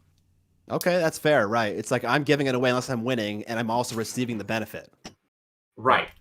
So now actually, like, it's created this skewed thing where it's only ever the right decision to give it away unless you win the game. Unless, like, to a 99% surety, you're sure you're going to just clean it up this game. Like, you will take it. Right. You plan, and so, like, as you build on, you plan to give it away. Right. So unless they force you to take it, you've already planned on letting them have that next turn. And so, but I think it's a mindset, right? Like, I think that, and so I don't know that the incentive structures are actually anything. Is what I would say. Yeah, I mean, I think, I mean, you're right. I don't think, okay, so I gotta sort of organize my thoughts here. Yeah. The dead air. Yeah, appreciated. It's not as long as we were. The nature of the number of outcomes that are determinative, I think, is another one of those things that increases the higher up the sort of skill curve we travel. But that isn't a defense of the thing. Okay? Because that doesn't necessarily matter. Most of your players don't exist at that point on there. So I do agree with you that oftentimes in AoS there is a lower number of outcomes. Like as most players experience it, right? There is a lower number of outcomes that are determinative of victory. Okay. So I think you are correct there and have seized on a truth. Okay. Okay. I think if you're talking about extremely competitive players, there's then it comes down to like lots and lots and lots of decisions. Those people are making, dozens and dozens of decisions that are determinative of the outcome because they are so very skilled, right, that they're trying to capitalize on the smallest flaw. That they're making almost no mistakes. Their units are almost always in like the most perfect position, right? Their casualties are pulled in the most perfect way. Like they're not they're making a ton of decisions that are making it harder for their opponent to be victorious. Every time they move, every time they pile in, every time they pull a casualty, they're making decisions that are outcome determinative. Some have randomness behind them, some don't, but that will influence their opponent's chance of winning the game in a material way, right? And by the way, their opponent's doing the same. I know, right? And I understand that, and that I guess like that exists in literally every miniature war game, and it's almost uncountable, like the amount of things you are trying to do to mitigate risk in a game. Mm-hmm. And I was trying to think less about those small micro decisions and more about like the actual like I rolled the dice now after all that is said and done, and it either happened for me or it didn't. Like those moments, not the small decisions. Absolutely, but that's what I'm saying. So okay. let me restate this real quick. Okay. At the way most of the people who play AoS would experience it, those micro decisions are irrelevant. Okay? Because the big outcomes, the dice, a silly decision they made of how they moved a unit wrong or chose a wrong unit to charge, those are like hugely determinative, right? So for them, the big decisions they're making, there's not decisions. I'm trying to use your words. I think your word is better. The big outcomes, those 3 to 5 to 6 to 7 moments, whatever we want to say, somewhere in that range, right? Those are determinative of the game. Okay. What I'm saying is though, like it doesn't matter how they pile in or do those small things. It's not going to save them. It is an immaterial decision for them and an immaterial outcome. Okay. However, at the higher end, what I'm saying is that they don't get any of that big stuff wrong anymore. All of the big decisions are automatic. They're always going to move. They're only going to charge the right unit. They're only going to make the right trades. You know what I'm saying? Like all of these things aren't outcomes anymore because they're basically just automatic. If that follows what I'm saying. So instead, the micro decisions for them become highly impactful because it's the difference between me doing a tug of war with like 1980s Conan, Arnold Schwarzenegger, like at that, like there's no like way I can plant my feet or get myself positioned or hold the rope that's going to let me win that tug of war. I'm going in the mud. Okay. You understand what I'm saying? Yes. But like Arnold against Arnold, right? Like two of them, it's going to come down to a bunch of tiny things that determine who goes in the mud. Those become material in that moment. Does that make sense? The difference there between what I'm saying? I don't think it necessarily does because in Arnold's case, there is no RNG and it's all skill based. So the moments in the game that I'm referring to it's like I have made this, like for instance, charging off a 9-inch with Soulblight Grave Lords. Yeah, sure. If I am playing Castlight Dynasty and I want to drop in from the shifting keep and charge someone a 9, I have options to allow me to re-roll my 9-inch charge. Sure. And so the odds for me to get a 9-inch charge with a re-roll is like something like 60-something%.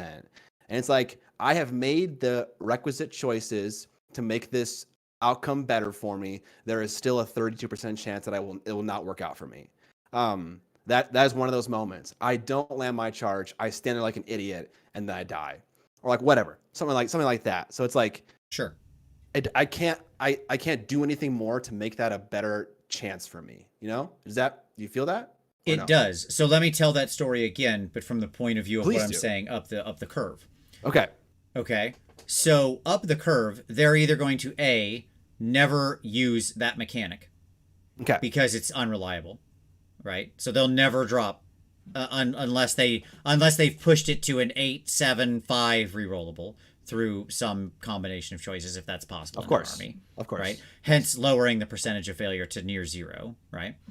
2, they will have a backup plan available. Like they'll drop from 9, but then also have a like flying chaff unit that can get in place, or a different unit that will auto land the charge, and this is just a bonus.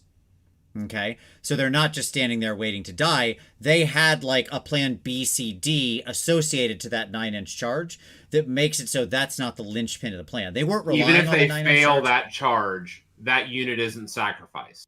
Right. And exactly. like they're not going to be chump charged because they've set up something else to soften the failure of that charge. Right. So they'll take other steps. Like that's what I'm saying. Those kinds of big things just don't happen. They don't like bank the game on a 9-inch charge. They would never do that. Right? Like, I'm not banking the game. That's like one of the 5 outcomes, right? That's sure. So not the whole game relies on that one thing, but like, you know, it's one of the pillars. Yeah, and that's what I'm saying. Like they'll just avoid that as a pillar. They'll steer away from that, right? Because why put that much risk? Like that's higher than their risk tolerance effectively becomes, right? So it's this very cagey back and forth ballet thing is what ends up happening, where you're trying to always pick the sure plays, right? Now, at the same time, you ask me, I'll drop and pop, baby. Let's go. I'll roll all the 9s. Like, let's do it. But that's because that's me. And I'm willing to just let my units hang out there and be like, well, if I don't get this, I'm in trouble. But who cares, right? But I'm not trying to play one. I am not that skilled of a player. And 2, I love those kind of random things. Because Vince wants the experience. Yeah, and exactly. So he's going to take that risk because the payoff of him getting it is going to feel way better than not playing it like that. Not playing that hand. Yeah, like I lose it, I'm like, that sucks. But if I get it, I'm like, yeah, like the hi, I'm Daisy, like, yeah, like, you know, just like his adrenaline spike is way higher, right? And so he's going to dive into that. Yeah. But his risk tolerance. This is why I said it's not just a factor of like preference, but also tolerance. Right. And so, like that's they would use the Castelli thing, the drop, to drop in on a back unprotected point, right? Like that's going to be the play they use that kind of a thing for, or something like that, and nothing else. Like they're not going to drop it for a charge where they're relying on that unit to deal damage. They'll take 3-inch charges or something like that, right? And so on and so forth. So that's what I mean when I say the more micro decisions become more material, right? Because they just avoid making higher risk decisions. If that makes sense. And those decisions that can lead to higher stakes outcomes. There we go. Said a different way, those decisions that look like decisions to you are not decisions to them. Sure. Okay. Yeah. Because they look at that and go, "No, I would never risk that." Like that's not a viable move for how I would play. Okay. Right. Rather, though, they would use that ability way, rather than just YOLO it. But I do think you've still hit upon, and I want to return to it because it's really important, right? You've hit upon a really, really important point there, okay? Which is that you're absolutely right on the, you're absolutely right on the, again, most players exist within that space. And so most players are experiencing the game where that smaller number of things is determining the outcome, right? Like you're absolutely right. And that is a thing, right? Like, and if that's not the experience you like in a game, that's rough, because that means either you have to choose to like, no, I'm going to make this my life's mission to move up this curve to like this really high level, or the game is going to be played in a way that honestly isn't very rewarding to me. Right. So I don't think you're wrong there at all. as far as like putting a finger on truth of that. I think you're absolutely correct that AoS is a game where, in fact, probably for most players, 3 to 7 decisions decide the outcome of the game. I think that's absolutely true. And how many games does an individual have to play theoretically to get to the point where that is not the case? I don't know. I've always obviously there's a whole lot of research on like what it takes to skill up and how and things like that. And I'm sure it varies person to person and based on their innate tactical sense and how much time are they willing to invest watching Seasons of War or watching tactics videos and then doing whatever, like that's why I'm wishy-washy on it. I don't know. Like there's some amount of probably some small amount of innate logic that you have to have and then some amount of just like trained skill that you have to build that's way heavier. But my suspicion it's pretty heavy. I don't think it's small. I'll say that. Like I play quite a lot of Warhammer, but quite a lot of Age of Sigmar, and I don't count myself in that group. Like I'm not Jordan. I'm not Caleb. I'm not Gareth. I'm not these people. Tom Guan. Like I could list 50 more people I haven't talked about who are like sort of these people I recognize as like they top 10 every tournament they go to. They're some of the best players in the world, and I'm not in that group. Yeah, but the thing is, I've watched Jordan play on Seasons of War, and he has lost the game to Prio. He invested in a strategy that had him winning. He lost, and he got blasted off the board by Skaven. Rick playing Skaven.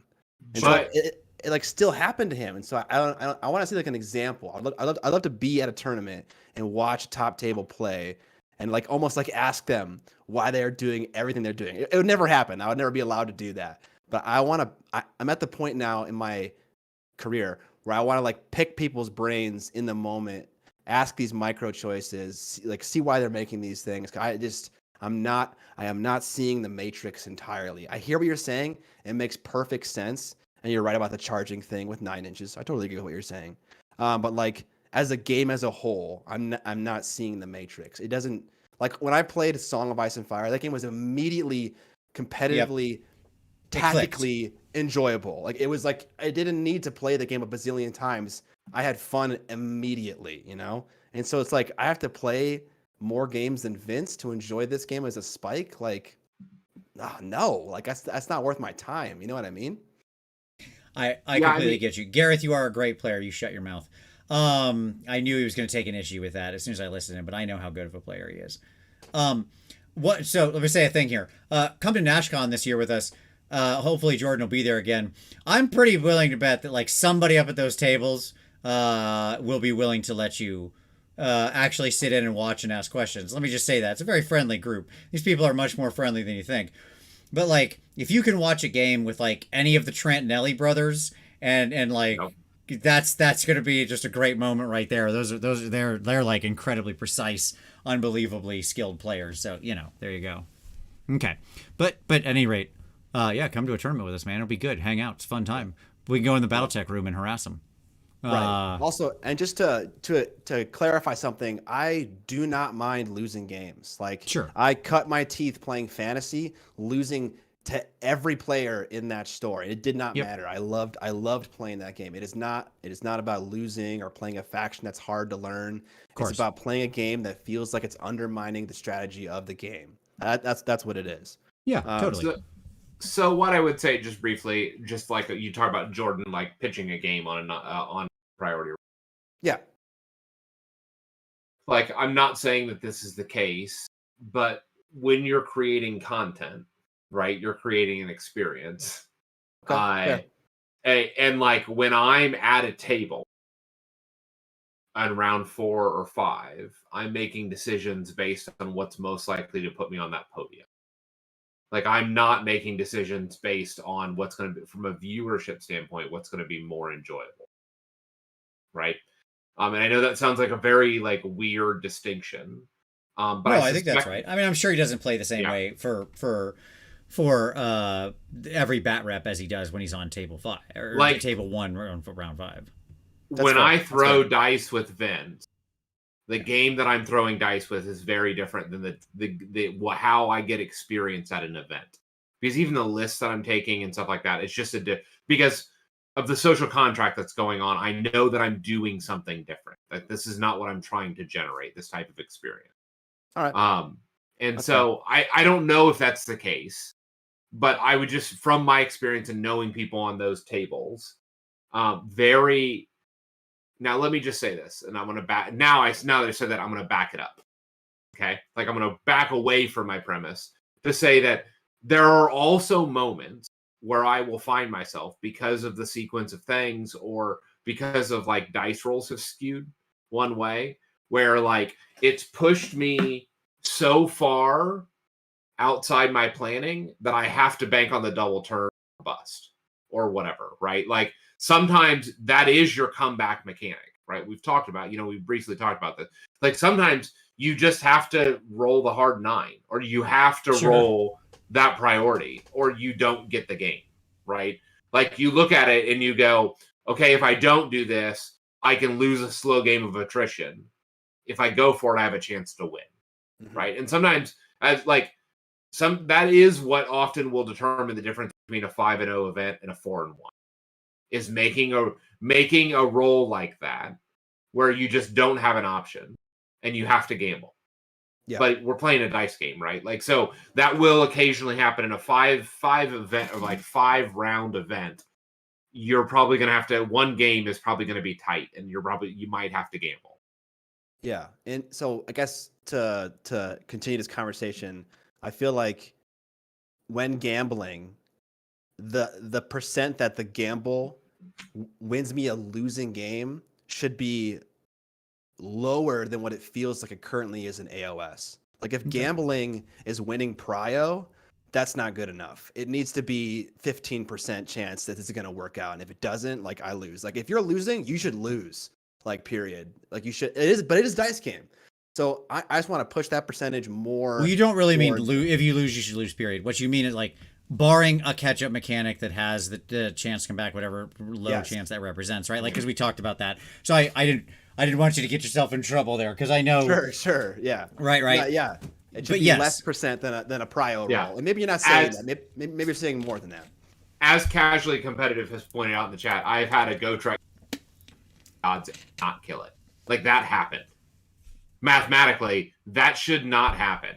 It definitely happened, right? And so sometimes like that happens, and you just have to punt, right? You have to figure out a way to make the game work.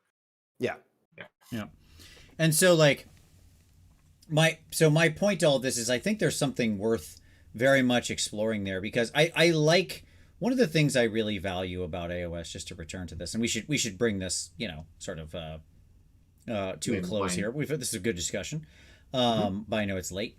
One of the things I really value is I do think there's an incredibly high skill ceiling. Like there's so much to practice, to learn. This game is so varied. Each experience can be extremely different and challenging in like a million different ways, right?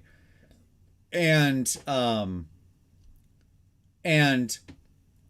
I value that a lot. But I think at the same time, we have to also understand the downside of what that means when the skill floor becomes very high, right? Or when certain things can become very has this sort of outsized impact. And I think it is the nature of AoS that it is a very swingy game that can often, especially as most people experience it, rely on a smaller number of decisions. And some things like the priority roll, especially for the vast majority of players, will be highly impactful. And it's, to sit there and go, well, I don't have that problem. I always know how to react to it, or I always set myself up fine, or blah, blah, blah. Like, good. I'm glad. That's cool. Like, I'm glad you've unlocked those types of things. Right. But there's a lot of people who are playing who don't, or who might not continue to play because they don't like that experience. And sometimes maybe that's good. Maybe that's just not the game for them. That's okay. Again, like we said at the beginning, certain games can be for different people, and those tolerances are going to be different. And I like having a wide variety of experiences. But I think we have to admit that it's the reality of this game that those things are true, and that means there's going to be some group of people that just this isn't for, and that experience isn't rewarding to. And there's, like you mentioned, Song of Ice and Fire, how it just kind of like it clicked into place, right? Like and that didn't mean you won every game. To return back to your point, that was the whole. That's not what's being said. Just to be super. I'm still losing. My faction is terrible, but I'm still losing constantly.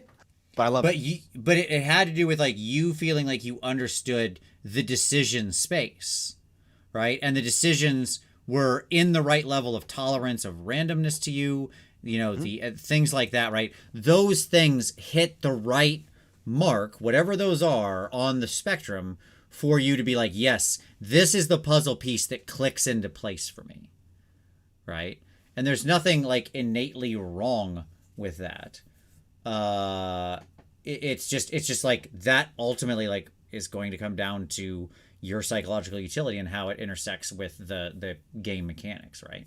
But we can also be aware of that and hope that you can sometimes design around that. Like you can speak to that in some ways and minimize its impact and stuff like that, which I think is ultimately what a lot of those like go second, get a bonus mechanics are trying to do, right? So yeah, right on. Trying to do, but maybe according to Tom, only exacerbate the problem, it seems. Sure. I guess it depends on where you're living. Yeah, exactly. Yeah. All right, well, good. All right, man, I'm going to give you the last word, Scott. What else you got? Anything else you want to say? Thank you to the chat for being so awesome and like it's very easy to have someone come in and criticize something you're passionate about and respond with hostility, and sometimes in this whole episode of me criticizing the game, it's felt like that, but at no point in this experience, either with the chat or with you two guys, you're both lovely hosts, has it felt like that. So thank you for making me feel welcome. Thank you for making me feel like my critiques are heard. It's really valuable. It's not an easy thing to do. That's it. 100%, man. I'm very glad, and like I said, I knew the show was going to be from the moment I said I wanted to have you on. I wanted to have you on because I just wanted to have another excuse to just like rail on all these things that you said. That I was like, yeah, gosh darn it, these things are wrong. Let's get these fixed. I get to bitch about tactics more. Cool. Yeah, exactly. Like there's, yes. Absolutely. Obviously, I'm sure everyone knows Miniac. His channel will be linked down below. If you're not, I mean, what's the matter with you? And of course, we've also got a shout out, Trapped Under Plastic, one of my most favorite every other Monday experiences. Always look forward to a good Trapped Under Plastic episode. Scott and John are both truly wonderful, fantastic human beings that I am honored and blessed to call friends. I'm a much better human for having a friendship with both of you. So I want to thank you for coming on. This is like, it's not an easy thing when you make a video that there's plenty of spicy people who wanted to come at you real hard to then come on like the AoS show. Like, oh yay, that'll be fun. So thank you for doing it. And it's been an absolute pleasure and a lot of fun. So thank you all for watching. Hey, if you haven't hit like yet, guess what you can do? You can just hit that button. It's so easy. It's fun. Click buttons. Just click all those down there. Subscribe if you haven't already for more fun content. Next week will be the OBR show. We will be reviewing Ossiarch Bone Reapers first, and then we'll be doing Soulblight the week after that. Yes, Tom, you'll get Soulblight. Suck it, Tyler. Obviously, it was the correct alignment to give Tyler OBR. I mean, think about Tyler's personality and tell me he's not just like... He would be part of Catacross's legions for sure. Indeed. Indeed. He'd have the scroll just like ticking off the... Yeah. Yes. Thank you, Karsten. I will make a note for myself on the skill versus random to link that down below. I appreciate that. So thank you very much, everybody. We certainly appreciate it. If you want to support the channel, there's lots of ways you can do so. Of course, you can share this with your friends and all that kind of thing. But you can also join the Patreon that's focused on your hobby and taking your next step on your own personal hobby journey. Maybe you want to be a so-so pro painter. Well, that could be a way to take that step. I look forward to the new copyright. I look forward to the new merch rolling out. But as always, thank you, Scott. Thank you, Tom. Thank you, audience. As always, we'll see you next Wednesday as I struggle with the mouse. Bye, everybody.